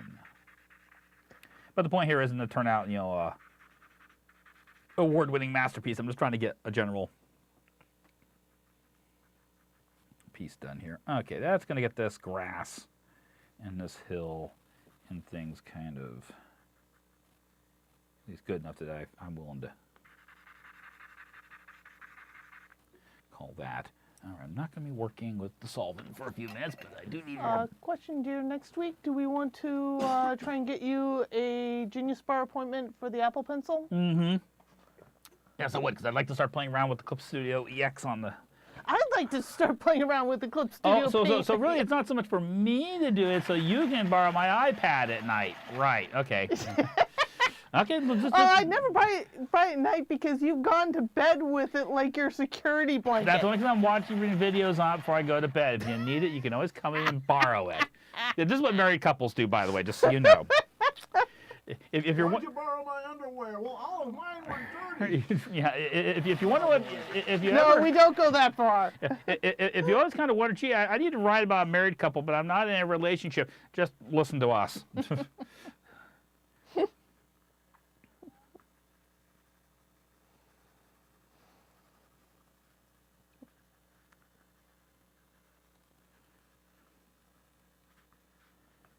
This is getting back to that thing you mentioned earlier. Clouds are not white. Nope. They actually have color. Yep.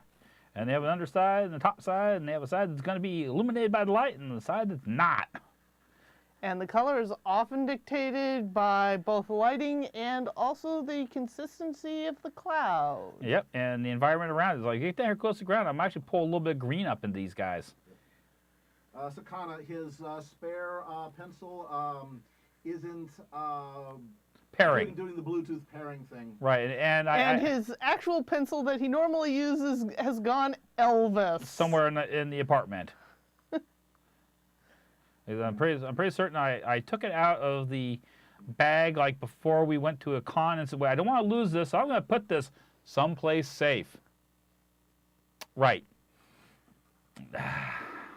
Those are dangerous words. Yeah, you're 100% sure that the backup pencil is charged, right? Yeah, so I actually left it overnight plugged into the lightning port on the.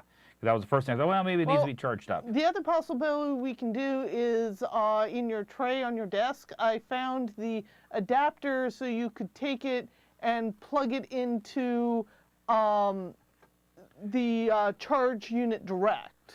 I can try that. But yeah, I mean, As a possibility. Yeah, we'll try that too. But I mean, we've gone through and we tried some of the other things. We'll try this, try turning the machine flat off, try doing this. Okay, nope.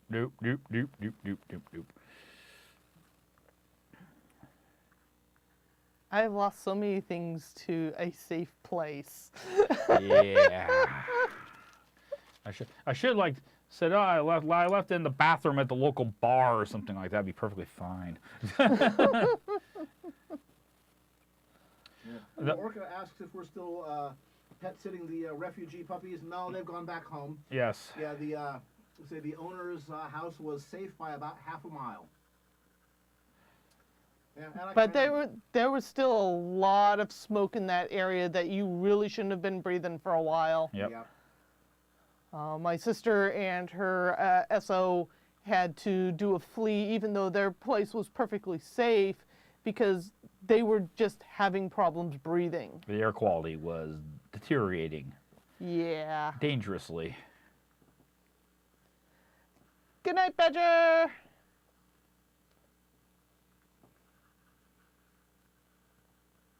But they ended up retreating to my folks' up in Gold Country, and that worked out just fine. Their place was safe. Their cats were safe. They were safe. Yeah, and And that's all good. and your folks didn't have any problems this year, because remember last year they had a couple times where it got kind of, well, Kind of close, yeah, yeah. it got kind of exciting. Oh, we can watch the fire bombers. That's never a good sign. Yeah, you don't want to watch fire bombers that close. It's an interesting watch, but what it means of implications, you just don't want to be there.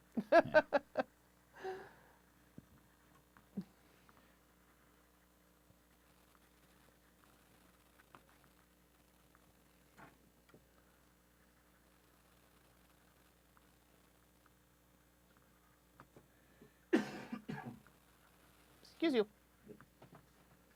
Yeah, Orca, actually there is a non-zero chance I may be in the spring adopting them full-time. We'll see. We'll see.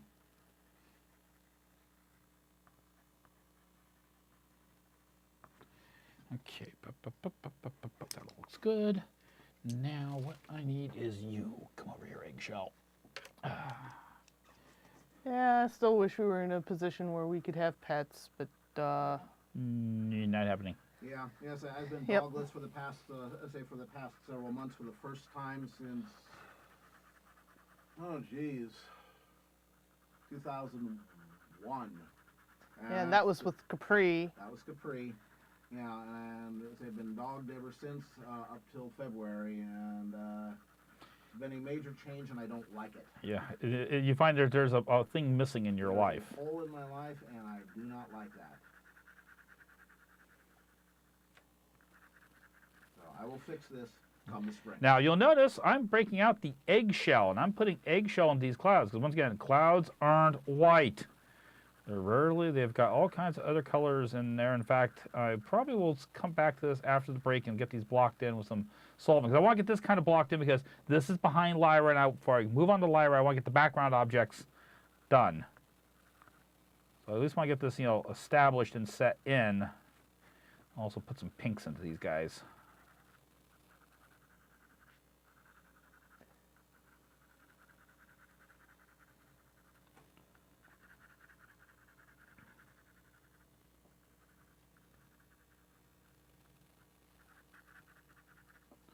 We will actually come in with some white proper with this, but I'll have that mixed in with the eggshell, so it'll be more of a yellowish. And you'll also notice, once again, I'm not grabbing any black, I'm not grabbing any gray.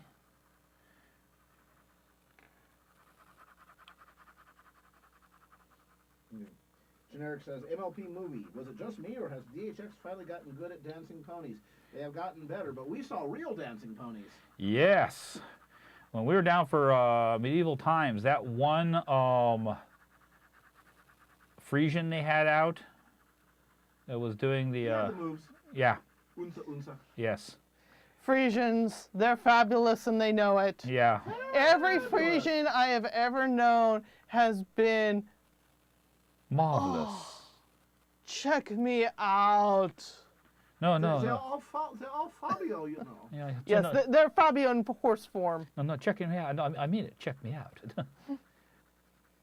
You can spot a Frisian a mile away just based on their attitude.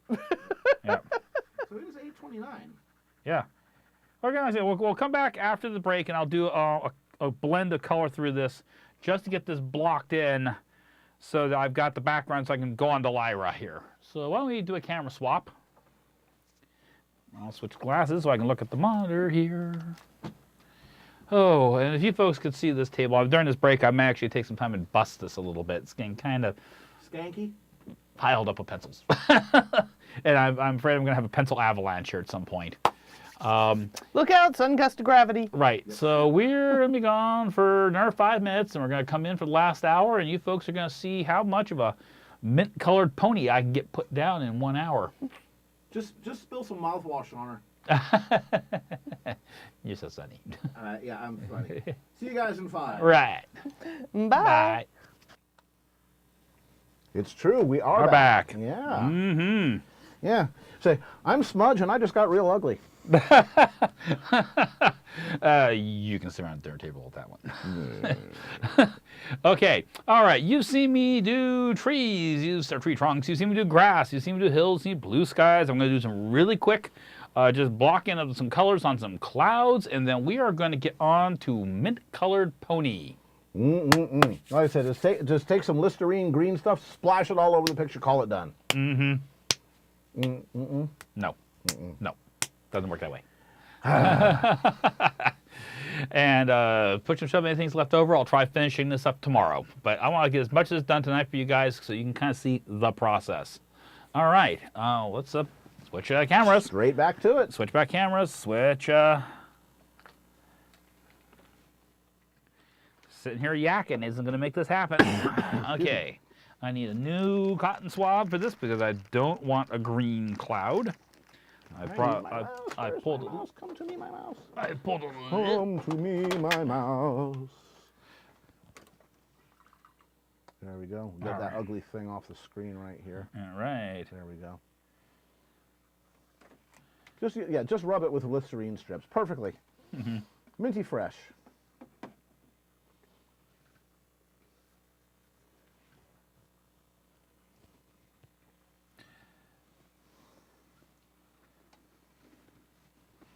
Yeah.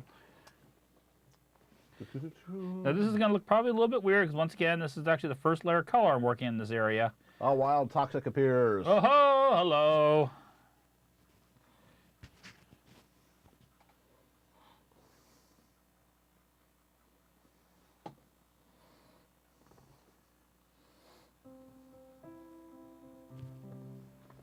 There we go.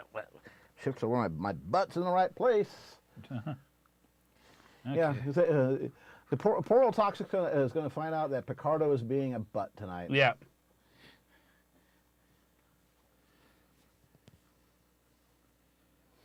Yep. He's showing up in style, and he's going to find out that the host is just not holding up their end of the bargain. Yep. Yep. Dusty says, and the towns of tater tots deep frying in the kitchen. I can smell them. Yeah, we have that. So we have all the. We deep fry our turkeys here for Thanksgiving, and that means that we have a bunch of turkey flavored oil. And so tater tots is the answer. Mm-hmm. Because you have not had tater tots until you've had them deep fried.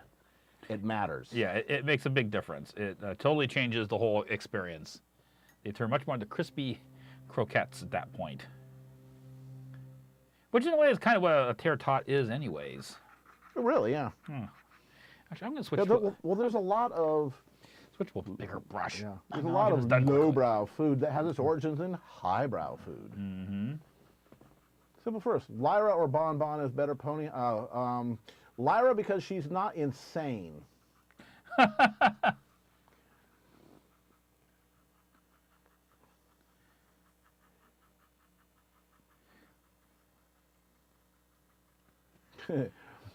Well, Larsis, you can let Picardo know. I don't know if they're doing GPUs for transcoding. They should, because it's a damn good application for GPUs. Yeah. Lyra and Bon Bon are both best ponies, and as we have seen, and we are occasionally reminded in all requests night, sometimes they meld into one. They're one and the same. Yeah. But hands. Yes. I still love the one Pixel Kitties piece with Lyra, like for like 4th of July. My hand! Actually, Sonny, we have seen in the show itself, not Equestria Girls, but in the actual episode 25, season 7, we saw those 3 sirens getting their butts thrown into human world. Yep. You know, Starswirl done did it. Mm-hmm. So I guess that makes us canon, or at least the rainbow-colored whatever they are is an Equestria Girls. I'm not sure I'd call them human.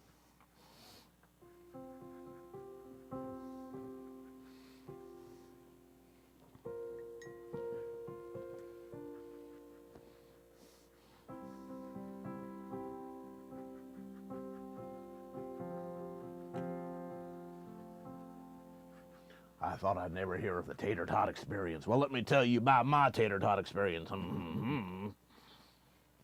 But first, are your tater tots experience? Very interesting. What would you guys consider the best anime or normal cartoon shows from the 90s? I think it's Animaniacs, and they're gonna bring it back. I would say from the 90s, anime, Cowboy Bebop. That was one of the best from the 90s. Of course, I would say Tiny Toons from the 90s, too. That wasn't as good, though. Yeah, but it was not bad. Yeah, A Freakazoid. yeah. That was good. Hard to consume in large doses, though. Did true. So are Animaniacs for me, at least. Well, Cullinan says that Equestria Girls humans are what happens when you put ponies through Google Translate.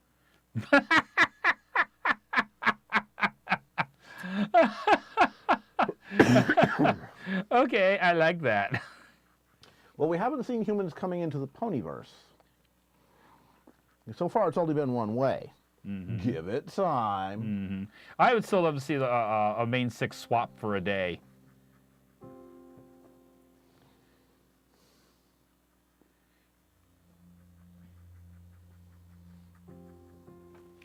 I say, I'm just sending these guys in, and this is going to look probably kind of funky on camera, but I'll come back and work on this later. But I want to get this, just like I say, the color behind Lyra blocked in, so I can actually go on to start working on her. So I'm working really fast and loose, and I'm just getting the wax into it, and I'll tweak this some more, probably after the, Tailspin. The Tailspin was quite good. That's more 80s, isn't it? Very early 90s. It kind of straddled it. Yeah, the whole Disney afternoon thing. Darkwing Duck. Yeah, Animaniacs was definitely, written to multiple levels. Well, still because there's people and you'll smoke. Ooh, who are you, Mr. Amadeus? I am a third-class pianist. A what? A pianist. Mwah! Good night, everybody. Yes. Which reminds me, Maurice LaMarche and God, the guy plays Pinky. Pinky in the Brain? Yeah. LaMarche and I'm sure you guys know. But I think if I remember right, LaMarche had throat cancer or something recently, but he is completely recovered and he's back to work. Cool. He was worried about that he was out of work. Yeah, that's kind of canon. Well, actually, he was worried that he was just plain dead. Out. But Yeah. Because that's what got it was complications of throat surgery that got not Jim Cummings, the Inner World guy. Yeah. Brown Bear, yes, I've seen the remake of Space Battleship Yamato. It is awesome.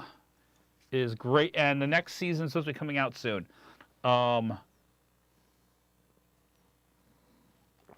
Also, for folks who may not know, it has been confirmed. Apparently, BabsCon is going to have John Delancey Yep. as their guest. Which will not be even slightly awful. No. Okay. Now let's get on to some mint-colored pony. The thing that really folks are here to watch me draw.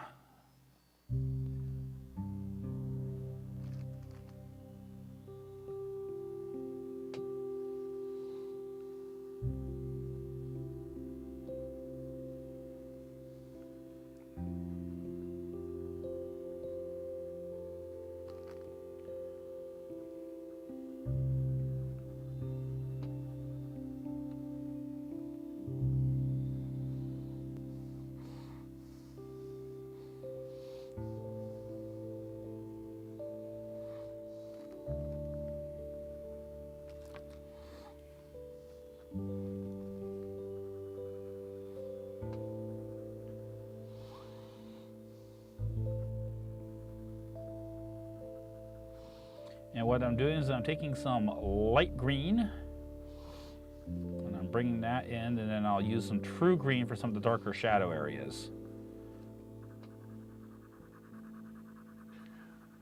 Reboot. Reboot was one of the very first computer animated series. Was made in Canada, and it takes place in virtual world. You know, kind of like Tron. You know, and it was interesting. It was well written, and considering by modern standards, I mean the CG animation was dirt primitive, but It told the story. it told a good story. You Yeah, know? Smudge loves Reboot. Oh, Toxic Mario is streaming Ren and Stimpy. Yeah, oh boy, Toxic. Yeah. Yeah. It's log, it's big, it's heavy. Oh, it's big. Toxic, everybody did indeed notice that there was the happy little tree.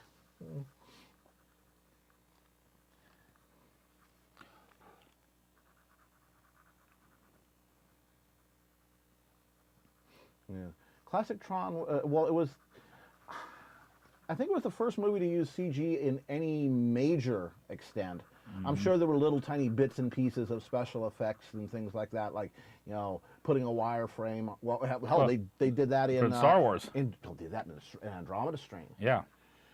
But the first true CG movie, yeah, that was Tron, and Disney was buying computer time for every university, every hospital, every, you know, even military computers, if they could talk people into it to do the rendering. Mm-hmm.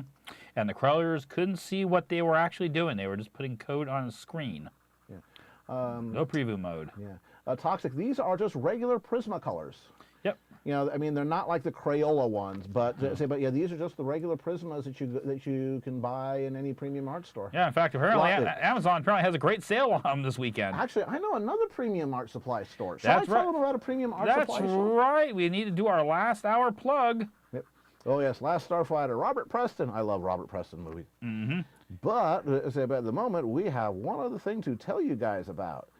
We got to tell you a little bit about University Art. Because University Art is a high-end art supplies store and a museum-quality archival framing store with branches in Sacramento and Redwood City and San Jose, California. You can get some first-rate instruction there. You can, you know, trust your salespeople to one, you know, understand what the heck they're talking about. They're all artists themselves, and two, sell you what you need, not what's the most highly commissioned thing, because they're not on commission. So, yeah, it's a really good store. Again, I would not trust my framing anywhere else. They put up with Baron for 20 years. So that right there, you know. They have great patience. And we occasionally get to steal their employees and throw them into the hot seat and make them draw for us. Yeah. So we want to say thank you to University Art for sponsoring Baron in the form of keeping him supplied with art supplies. So you need, if you need art supplies and you're anywhere near Northern California, you know, like say Prismacolor pencils, Toxic, then you should get them at University Art. And I can throw it out as an extra a little bit. If there's anybody out there in our stream who is a Pokemon Go player, at least at the San Jose University Art, there are 2 gyms literally within like less than 100 feet of that store.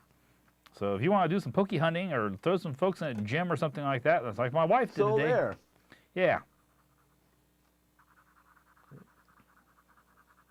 Mainframe Entertainment was born for the production of the music video Dire Straits' Money for Nothing. Yeah, I remember that. Now that was primitive. Yeah.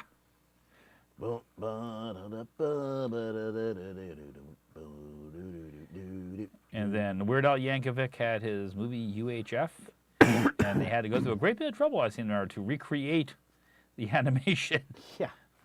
In fact, it's funny how Weird Al Yankovic videos quite often cost more than the video that they're trying to lampoon. Well, he's got the budget.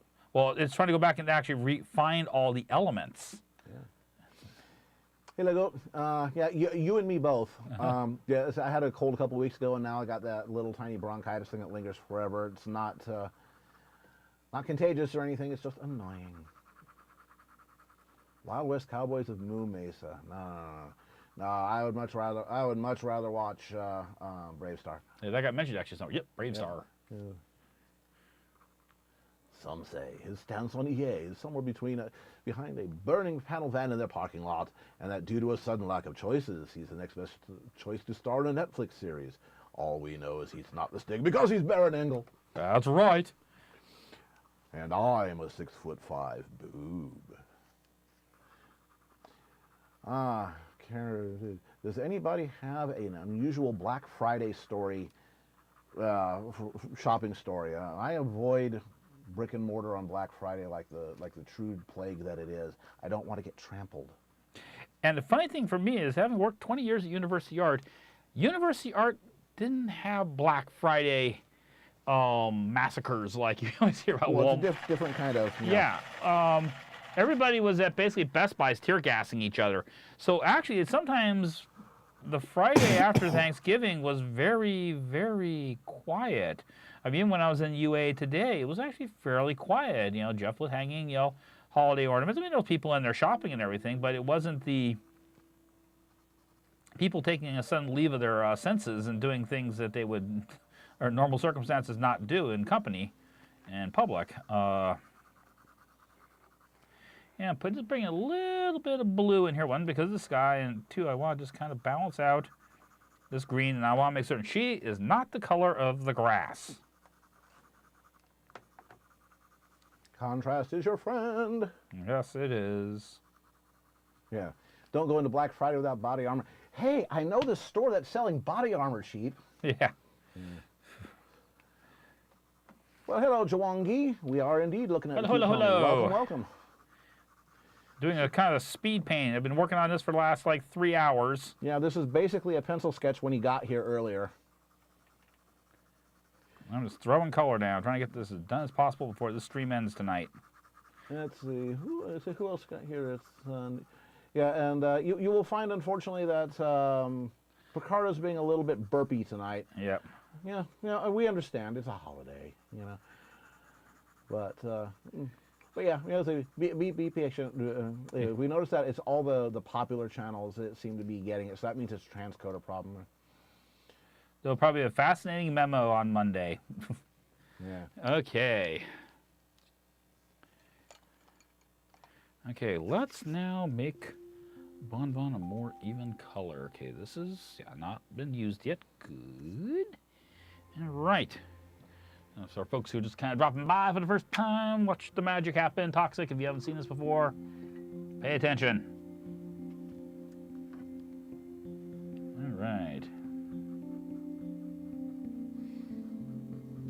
And what I'm using what they call OMS, odorless mineral spirit. And this is causing the wax in the pencil to basically dissolve. And I'm taking most of the wax off of the surface and leaving most of the pigment behind. I'm going to go back in here to cotton swab and kind of even this out a bit more here. And this lets me get a nice even finish much faster. Yep. Yeah. Road Rovers was good. Of course, everybody was all about Colleen. Mm-hmm. Was Road Rovers the one that had the, now comes the biting of the soft squishy parts? Yes. Don't get weird. The biting of the butts. Yeah. Don't be weird, boy. Yes. Don't be weird, boy. That was it was a short-lived, but it was a fun. SWAT Cats came out in the 90s. Yeah. I mean, heck, I did a Patreon reward recently for McClaw. I mean, that's a series I never actually saw an episode of. Just flew under my radar.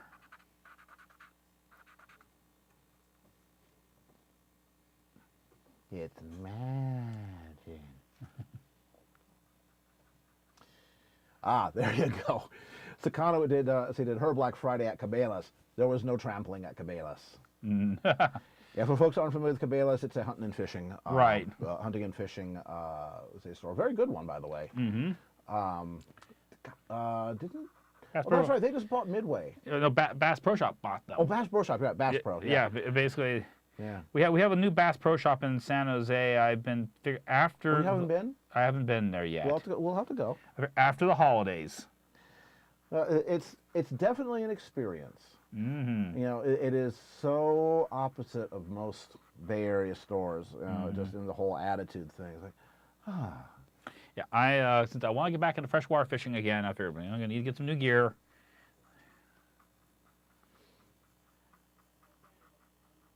Does anybody remember Captain Simeon? Oh, yes. Was that a Michael Dorn thing? That was Jerry Doyle. Jerry Doyle from Babylon 5. Yes. Yeah, Garibaldi. Yeah, Mr. Garibaldi, yes. Because we were actually down for a panel at Comic-Con one year, and he was actually just sitting in the audience waiting for the panel to end because he was on the next panel, which was the Captain Simeon panel.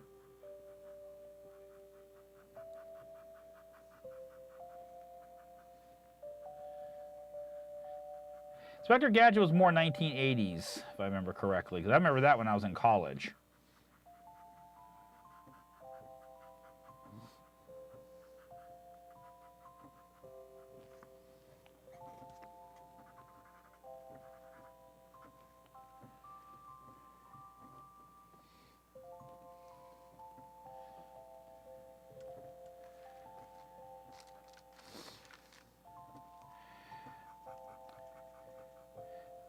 Best fishing trip.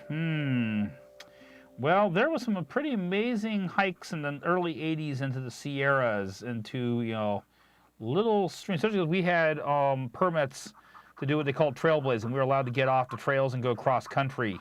And there was some spots where we discovered some little tiny lakes and streams that maybe nobody in years had been there. And there was some amazing populations of trout there. Yeah. Biggest fish I ever caught, or biggest trout I ever caught, was in this little tiny place in the middle of Nevada called Kingston Canyon. Mm-hmm. South of Austin. It was in the Toyabe Range. And it's Nevada's got a lot of mountains and it's got a lot of fishing, but it's all these little streams that are way the heck up in these, in these desert mountain ranges. Yep. And Kingston Canyon has this little creek running through it, and I caught a German brown about 20 inches long. Yep. And it was very tasty, by the way. The biggest fish I ever caught was a 7-foot-long 7-gill shark. That's right. You used to go ocean fishing, yeah. Yeah, and that was also the coldest I've ever been in my life, and that was a February at 3 a.m. in the morning on a boat underneath the Golden Gate Bridge. Yeah, it gets pretty nasty. Of course, the coldest I ever was in was when I took my motorcycle in January, the length of the state, through freezing fog. Yeah, that was, I was well into hypothermia when I arrived at the other end, and just for grins, it's like, you got a thermometer? It's like, okay, let me check my body temperature was 94. Yeah, take a hot shower. Yeah, a hot bath, please. My hot water heat doesn't work very well. I don't care. Yeah, that, and then start pumping you full of hot broth, hot liquid. Yeah. Get an electric blanket, turn it on to 11. Fish. The fish is cool. It's nice and cool. But always rest as far as fish. Yep. But that was quite an adventure because we didn't run that big of a boat. So when you get, now of course 7 gills aren't great whites, so it wasn't necessarily Jaws time, but you're still very much aware of the fact that you've just hauled a 7-foot, bigger than you are, fish into your boat. And it's not very happy about this whole experience. Only and I don't blame it in that sense. And you're trying to go about your business with basically this 7-foot fish having a tantrum, flopping around on the deck. Yeah. Now, the most fun I ever had fishing was just this real lowbrow thing, was noodling for fishes. Yes. That was my uncle had a cabin, quote cabin. He was very successful. It was a 3,000 square foot thing up near Donner Lake. Mm-hmm. And he was a very successful guy. Mm-hmm. And but he had a cabin right on the lake and had a little floating pier. Mm-hmm. And the lake was full of bullheads, which are small catfish. And they periodically had to do a kill off and then reintroduce native fish because the bullheads just outcompeted them. But the bullheads like these 10, 11, 12-inch long catfish, big enough to eat. Mm-hmm. And they're catfish, which means they're stupid. Dumb as a box of rocks. So what I did is I would go out with a piece of bacon, smear it all over one of my fingers, lie down on my stomach on the pier, stick my hand in the water, wiggle my finger. Here comes this bullhead, smells the bacon, goes chomp on my finger, which it didn't have big teeth, so that wasn't really a big deal. And I'd pull it out of the water, and pull it out of the water, the fish is still wouldn't let go. So I just take it over to the bucket and I go, and as they strip the fish off down in the bucket, go get some more fish. I got like 20, 25 of these things one day, and just go chomp, and just Yeah. and you say skinned them, and because you skin catfish. Yep. And I got a bunch of little catfish fillets about yay big. Fish fry. So I made a catfish jambalaya with it. Mm-hmm. It was back when I was about, I don't know, 18, 19 years old. Yeah. But I mean, that was fun. So I don't need no stinking fishing pole. All I need is a piece of stinky bacon. Yep. Similar type story about grabbing fish in your mouth and everything like that, your finger. My dad and I used to do a lot of ocean fishing, and one time we were down in Newport, and my dad hooked into a halibut, right up alongside the dock and everything. Now, unfortunately, my dad and I had also been doing a lot of freshwater largemouth bass fishing, and with largemouth bass, the procedure for basically bringing it on board your boat is you lean over, you stick your thumb in its mouth, pinch down with it, and lift it out of the water, and basically the grabbing it kind of causes them to freeze. Oh, I think I know where this story's going. And my dad got his fish mixed up and forgot he wasn't largemouth bass fishing, and he stuck his hand or thumb Gar or pike? in this halibut. Oh, halibut. And basically, a halibut is a shark that's been ran over by a steamroller. Yeah, it's a predatory fish. Yes. Which means it has teeth. Yes, and this thing went into Cuisinart mode. Yeah. And decided my dad's finger now was property of it because he had been stupid enough to stick it in his mouth, and he could not get his finger out for about 10 seconds. Yeah, just had to wait for it to give up. Right, and by the time that was done, it was just a collection of puncture wounds. Yep. So I got to practice first aid. Now, the whole problem was it came time we had to measure it. Now, at that time, under California law, a halibut had to be at least 24 inches for you to keep it. And my dad measured this, and of course, what was even better was there was a guy, in fact, the Fish and Game Warden guy came over and wanted to make sure my dad was okay and everything and helped me with the first aid. But there's the guy standing there, and my dad is desperately measuring this fish, and it's coming up 23 inches. And my dad's going, no, it's not laying flat. Let me step on it. I says, no, sir, it's under. You have to throw it back. But I paid for this. Well, as my dad said, me and this fish have a relationship now. And the guy says, every fisherman has that feeling, sir. Throw it back in. Yep. So he went in to work the next day with his thumb about that big around with bandages. Yeah. And no fish. No fish. Yeah. Well, I caught one later today. I caught a legal-sized halibut later today, which didn't act as any kind of salve. Oh yeah, no salve the for the relationship wound. between you and your dad. Yeah. No salve for the wound there. Yeah. I let him have the bigger fillet Yeah. for dinner. Yeah. It's a saltwater versus freshwater. I've never really done any saltwater fishing. Not a big fan of the ocean myself. It needs to have an edge. But no, I was all so when I was doing fishing, I was all about trout and bass, trout and bass. Now, saltwater fishing, there's some interesting things you can do. You can do what they call poke fishing, and poke fishing is also called recreational drowning, at least around here. Well, what you have to do is, preferably do it in the summertime, which means maybe the water won't give you hypothermia automatically, or put on a wetsuit, and you get an 8-foot length of bamboo, stout bamboo, nothing wimpy on this because you're going to be doing some serious leveraging with this, and you put a piece of 200-pound wire on the end of it, and you put a eyelet on it, and you put a good size hook, and you put bait on it, and what you do is you wade out amongst the breakers and everything like that, and you go sloshing around in the water, and you just go and find, okay, that rock looks like it's interesting, looks like potential, and you take this bamboo pole and you shove the bait underneath the rock and wait. And there's all kinds of fascinating things that live under, like monkey face eels and wolf eels. And some of these will grow up to like 4 to 5 feet long. And you'll basically just stick it underneath there for a minute or so and see if anything happens. And usually if there's something there, you're going to know right away because something will try to basically wrench the pole out of your hand and smack you in the face repeatedly with it. And then you start the great fight of dragging whatever it is out from underneath the rock. All the while, try to keep an eye on the sea because every once in a while those bigger than normal waves come crashing in, and if you're not paying attention, either you get really, really wet or you get to practice your swimming. Yeah. Ooh, what's a riptide mean? Well, let me show you. Yeah, well, what's a rogue wave? Yeah. which also is another fishing story. There is a place down by Monterey called Moss Landing for folks, if you're not. Yeah, there's a big old power plant there. Yeah. And Moss Landing has a harbor. And one of the things that's very unique about Moss Landing is that the Monterey Canyon comes up almost to the entrance of the harbor. So you're going, all right,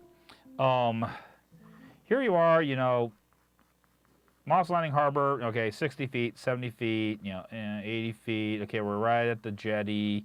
We're like maybe 100 feet. Oh, we're now 3,000 feet. It goes, it just crashes off into the Pacific. But this has the result of creating some very interesting wave conditions down there. And my dad and I had just moved up to the Bay Area in 1983. And it was like 1984. We went down in the spring and we went fishing down on the jetty because we did a lot of jetty fishing down in SoCal. And we got there on a nice Sunday morning, and there was a lot of guys out fishing, but we noticed that there was no one out fishing at the very end of the jetty. And we're going, well, based off what we know, there should be some really great, you know, pockets out there you can get, you know, bait into and, you know, maybe get some great, you know, catches. And we kind of walked past all these guys, and they go, hey, morning, morning. And no one happened to say anything to us, even though sort of mouth, hey, where you going? Oh, we're going to try out there. And yeah, no, good luck. Thanks. And what happened is occasionally, because, you know, you went from like 3,000 feet of water to less than 100. All that wave energy comes up at the same time. Yeah, and so we were getting set up and everything, and I remember I was reaching down in my tackle box, and I looked, doing stuff, and my dad was doing the same thing, and he looked up, and suddenly he realized that the Pacific Ocean was basically above us. Suddenly water. And all I remember is my dad, we were right by the jetty light pole, and my dad said, grab the pole. And instinctively we grabbed it, and then the Pacific came and said hi to us. And then a couple seconds later, it was gone, and we were drenched. And of course, this is like, you know, February, and so the water is cold as all get out, and it's not that warm outside, period. And so we come walking back down the pier drenched because we want to get a change of clothes and try and get warmed up, and luckily collecting what was left of our fishing tackle. And we're going past the guys there on the jetty, and they're going, might want to be careful about that. Sometimes some real big waves come in. That's why we don't fish on the very end of the jetty. Thanks. Yeah. Ever had the urge to want to throw somebody in the ocean? My other case, my first few years living up here in the Bay Area, like I said, you know, I did a lot of saltwater fishing, and I was used to fishing in Southern California. I did surf fishing, which was, okay, you know, you go down like Bolsa Chica Beach, and you can wade out 100+ yards sometimes, and, you know, do some fishing. So I went to Pacifica.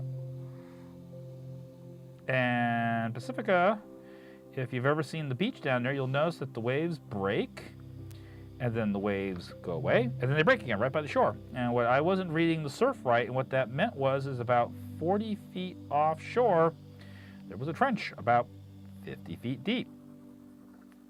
And so I went out there one morning, and I was wading out and wading out and wading out, and I stepped in the trench. And I was wearing waders. I had a belt around the middle, because the idea was that kept the water from not flooding in so quickly, which meant that it took a half a second versus, you know, a fraction of a second to float my waders. And I found myself going down to the bottom of the Pacific. And to this day, I'm not quite certain how I succeeded in doing it. I got my shoes off, got the belt off, got out of my waders, swam back up the surface, but somehow didn't lose control of my fishing rod. And then just kind of let the Pacific kind of deposit me on the rocky beach. And that was the only time I really came close to hypothermia. Yeah, it was not fun. Yeah. Yeah, I was in the 94s, by the way, who mentioned earlier. It's like, and yeah, they really should have put me in a hospital, but, you know, I heated back up. Yeah. Yeah, I was definitely barely able to control physical motion, which is not good on a motorcycle. Mm-hmm. Yeah. Yeah, so do you still have your original lures and tackle box? Do you have your favorite lure? I think my tackle box may be down in one of our old public storage place. My favorite actually were lures that I actually made myself. There was a period when I actually casted my own jigs, made my own spinners. Oh, I used to tie flies. That was fun. Did that, yeah. Used to make spoons. I got into carving plugs, but then I got out of fishing right about that time. But I was actually carving my own balsa and cedar plugs for bass and saltwater fishing. And I did have one case where I caught a nice striper at Lake Mead on a plug I carved. That was quite a bit of satisfaction because one, it was a nice sized fish, and two, the fact that I got my plug back and looked at it and said, "Hey, this held up just as good as one of those factory made ones." Cool, because I'd had a couple early ones where it's like, I caught the fish, I reeled it in. Now it's a one-use lure. It's all crumpled.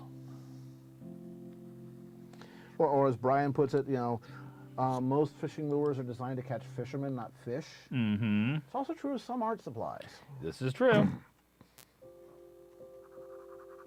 There's an awful lot. Do you need this? As someone, And expensive art supplies will not make up for the, lack of ability to use them. You don't need a new technique. You need life drawing classes. yeah. I mean, you can have materials that will hinder you as an artist, but yes, it's your training and your skill set that is far more important than having the amazing wonder brush. Far more important. Once again, because we got blue in the sky here, I'm pulling a little bit of blue into Lyra here. And besides, it complements her. Yes. Well, I'm going to basically get this blend in. I'm going to try to get some blends in on the mane and tail to get that to at least a point where people can say, "Oh, yeah, that's what the picture's going to kind of look like when it's done." I'll have to do a little bit more work on this at home in the studio, but I got maybe another, after this, like another hour or so. And for anyone who's going to be going to BabsCon next year, this is the piece I'm going to be putting in the charity auction. I decided I'm going to start doing this. This is something I can do to help the community because I don't have a lot of money myself to give, but if I can help raise money for good causes by my artwork, and at EQLA, my piece raised $1,100, so that went all towards helping something I think is a great. Well, of course, the other thing is you can write off the, say, the normal commercial value of the work. Oh, yeah. Yes. But for me, it's the case of this is something I can do. Yeah, and a piece like that, $300-400 would be the normal commercial value of what you're doing now. Mm-hmm. This would be like $400 or $500. Yeah, well, given its size, yeah. I mean, the opening bid for the piece at EQLA was $150. Yeah. And that lasted all about. That lasted a few seconds. Yeah.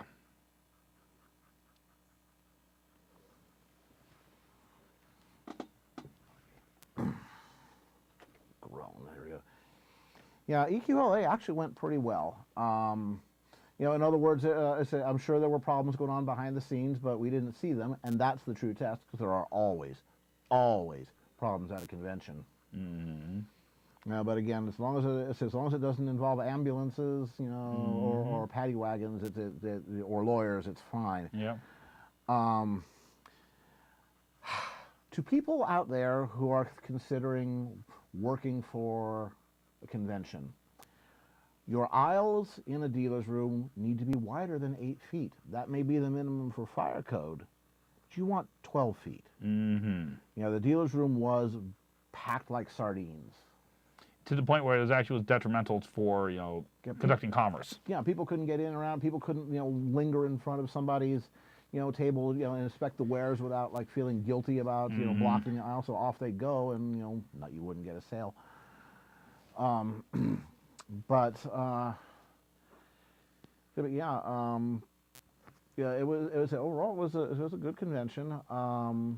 The hotel staff loved us. Mm-hmm. I didn't get stuck in an elevator. That sometimes happens. And the elevators broke down. Well.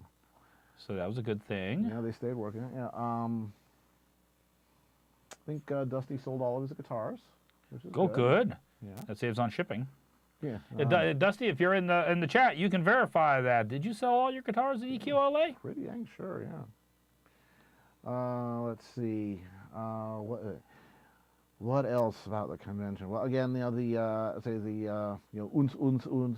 mit der ja, dance party thing was fun until I realized that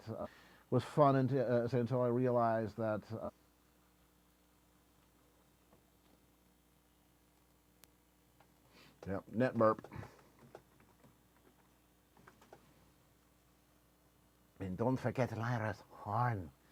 We don't forget Lyra's horn. No. No, I will not. Yeah. Maybe it's good we're getting nearer.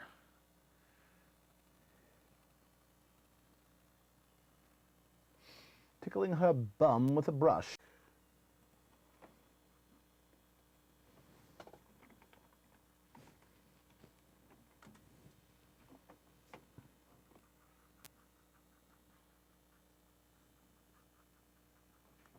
Uh-huh. Uh-huh. We are having router flap. Router Alright. flap. Yeah, it's. Let's say we have the router and the radio are both trying to determine whether or not they're on or offline, and they're in this death spiral. Okay, if it happens again, folks, what I will do is I will restart the stream. But we're at night. We only got about 10 more minutes to go anyway, so bear with us. We're almost there. Stay on target. Stay on target. Yeah. Hey Iggy, how's it going? Iggy Dot, I think may have been here once or twice before. If so, welcome back. If not, then just plain welcome. We've been having some problems with networking this evening. I think everybody has. Yeah. Yep. Okay, I'm gonna try and get that mane and tail blocked color-wise before we say goodnight. All right, so I need to make this work. I gotta put the lid on because I'm not using the solvent. I'm talking to myself. Okay, I'm gonna need some Celadon green, and I'm gonna need some slate gray to make this happen. Pretty sure that's gonna be the color combo I want. Yes, I'll get her horn, but I want to get the main color behind it first. Yeah. In place. Make sure when that came back, now that should be paused. In fact, I'm going to close that. There. Toxic wants to know on the dark and the darker. Yeah.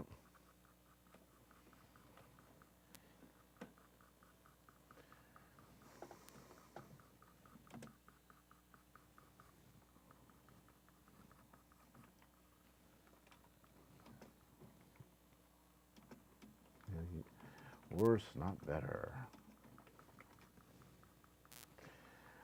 Okay, well, good. It's a good thing we only have about 10 more minutes to go. Yeah. Because, yeah, you say, and this may or may not, say, depending upon where the recording takes place at in the stream, the Picarto recordings may or may not be good. In which case, you know, we'll make sure that this gets uploaded right away to YouTube. I'll put it on a flash drive or something. right. So folks can, Yeah, Sonny, I'm pretty dang sure they're aware. yeah. Yeah. Trust me. Because like I say, if nothing else, they usually lurk on, Well, more to the stream. point, there's network monitoring stuff that tells you things aren't going well. Yeah, you get And alerts. You can bet they have it. Yeah. Klaxons start going off. Yeah. So, like I said, Picardo is a distributed organization. Their decision makers are in Germany. Their banks and the company lives in, I think it's El Salvador, and their computers are in Montreal, aren't they? Germany and Montreal. Yeah. You know what I may do if next time they have an American or sorry, a North American ingress point, the Montreal one. Mm-hmm. If we have problems like this again, what I may do is I just may shoot this over to the European server. Mm-hmm. You know, that would give a little bit of extra lag, but, Yeah. but at least the stream would go. Yeah. Yeah. Now, Toxic, can you restate your question? It was a little bit difficult to parse. Mm-hmm. You know, what exactly are you asking? Or send it to me in a message on Twitter. Yeah. Now, the thing about doing live streaming like this and running a live stream service is that again, your computers can never get behind. If they get behind, you can never catch up. Your networking conditions need to be perfect, and if one of your network connections goes down, you have to switch over instantly. It's called multi-homing, and yeah, you can get into some real headaches with that. I mean, everything has to work perfectly all the time. Back when I was working at OnLive, we had a very similar problem, except that the latency that we were allowed to have was less than 10 milliseconds, less than one rendered frame. Well, that's what your game. It's your gaming. Gaming, yeah.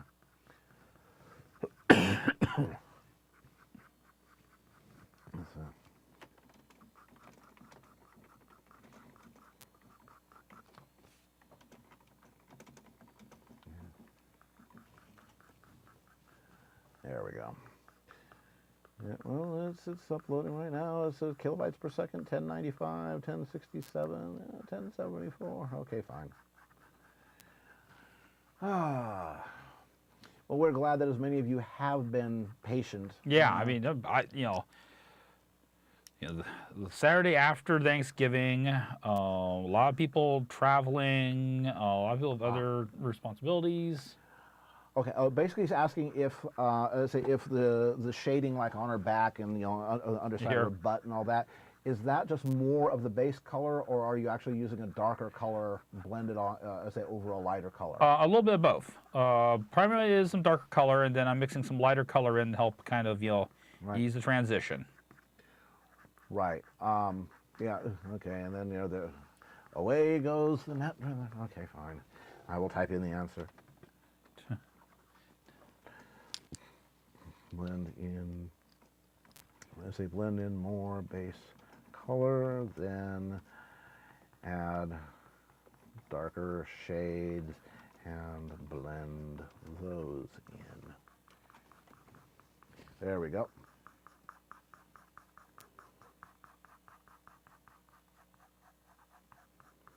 Net burps are nothing to you guys.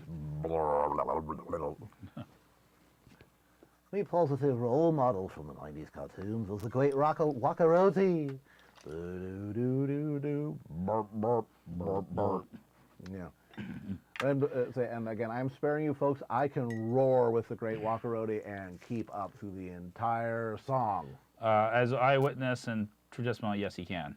Yeah, it's not a skill that I would brag about much. Yeah. So you're saving the horn for last because it's essentially a foreground object. Exactly. So I want to get the main. Okay. Yeah. Well, where else are we going to go? Detroit. Yeah, take that, Dusty. Could be net barf instead of net. And crazy Matt. Okay, say some sort of pretty. Pretty porno. Pretty porno is a horrible noise for that face. What are these noises it's making? I always kind of hoped that the Diamond Dogs would come back at some point. They were just such a drug trip. Oh, they were something.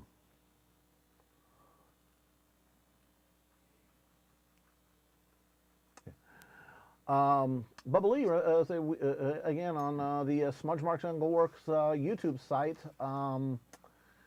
the video will be uploaded so you can see it. You know, I don't know what the Picardo recording is going to look like. I don't know if it's going to be choppy, if it's going to be smooth. What's those thumb drive we'll take from that? Yeah, yeah. Please porno stop whining. It's too tight, it's gonna leave a mark. Yeah. Yes. The thing I liked about it was that was the episode that made me like Rarity. Yep. I was gonna go, okay, wait a minute. She's Okay, she's got some steel to her. yeah. Well, she can think on her hooves, Yep. too. Okay. And with 3 minutes to go, we are going to go take this, stick this in here, Stick it. sharp it in. Must horn the horn. Give her a horn job. Yeah.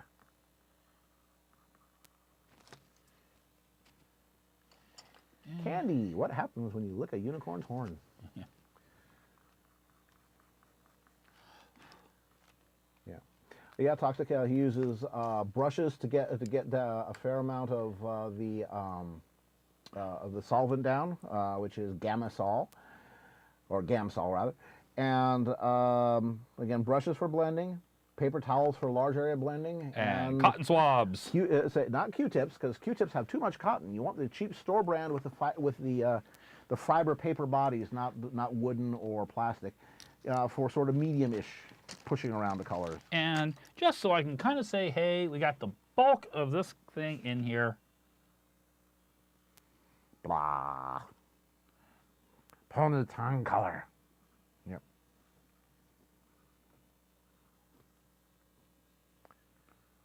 Yeah, color of the licking stick. That's right. Okay, I didn't get the to the lyre, didn't get to her hooves, but from starting from basically nothing, Just the figure. just a figure drawn out on the thing in 3.5 hours, That ain't so bad. and that's what we got. Mean. So I will finish this up tomorrow and get my wife to scan this, and we'll get this thing posted up on. But I'll take a picture of this too and put it up on my Twitter, because I know for a lot of folks, the connection's just so Yeah, it's been up and down. down. So why don't we? I want to let's cut this kind of cut to the chase. I want to thank all my patrons. That's you guys. Yep, on Patreon. Without you guys, That's you guys right there. this wouldn't be happening. If you're not a patron, you might want to say, hey, thanks. $1 a month, it makes a difference. Give them $1 or it'll touch you. If that doesn't work for you, you'll see a thing called Stream Tip in the description down there. If you've enjoyed what you've seen tonight, throw me a buck. Give them $1. Give them $2. I do commissions. $2. I do commissions. We have the Smudge Marks Engelworks eShop, where we have artwork for sale. Just so folks know, this is my living. I don't have another day job. I'm not going to go on Monday and go back to an office someplace and work. This is his office. This is how I pay my bills. This is how my wife, Smudge, was here in the hot seat earlier tonight. That's exactly how we do this. So see you guys all in 2 weeks. Hopefully we'll have better connection at that time. And maybe some Dungeons and Dragons stories. Yes, maybe some Dungeons and Dragons Although stories. it is going to be, session 0, so, it's going to be mostly talk. But, Right. Yeah, but things might happen. Yep. Yeah, very slightly. Yeah. I needed to get the blue one of the Spectrum. I also have a red one that you guys haven't seen yet. Yeah, and I got some new shirts too. And the thing that's really cool about this one is in black light, it goes insane. Yeah, it fluoresces. Yes. Yeah, artwork tees. Yes, artwork. The word artwork, then tees, T-E-E-S, on DeviantArt. They're doing all of these. They're not shopping them out. Mm-hmm. They have their own silk screening set up, their own screen printing set up. The ink goes on really heavy. This Toxic is the first cover of the first issue of Associated Student Bodies. Yep. Old comic. 20 years old. 1998, I think. 1997. 20 years old. Holy crap! It's been that long. Right. Now, great. Now I feel old. Thanks, Toxic. Love you too. Okay. All right. So we will see you folks in 2 weeks. Be safe. I pushed a button. Push the button.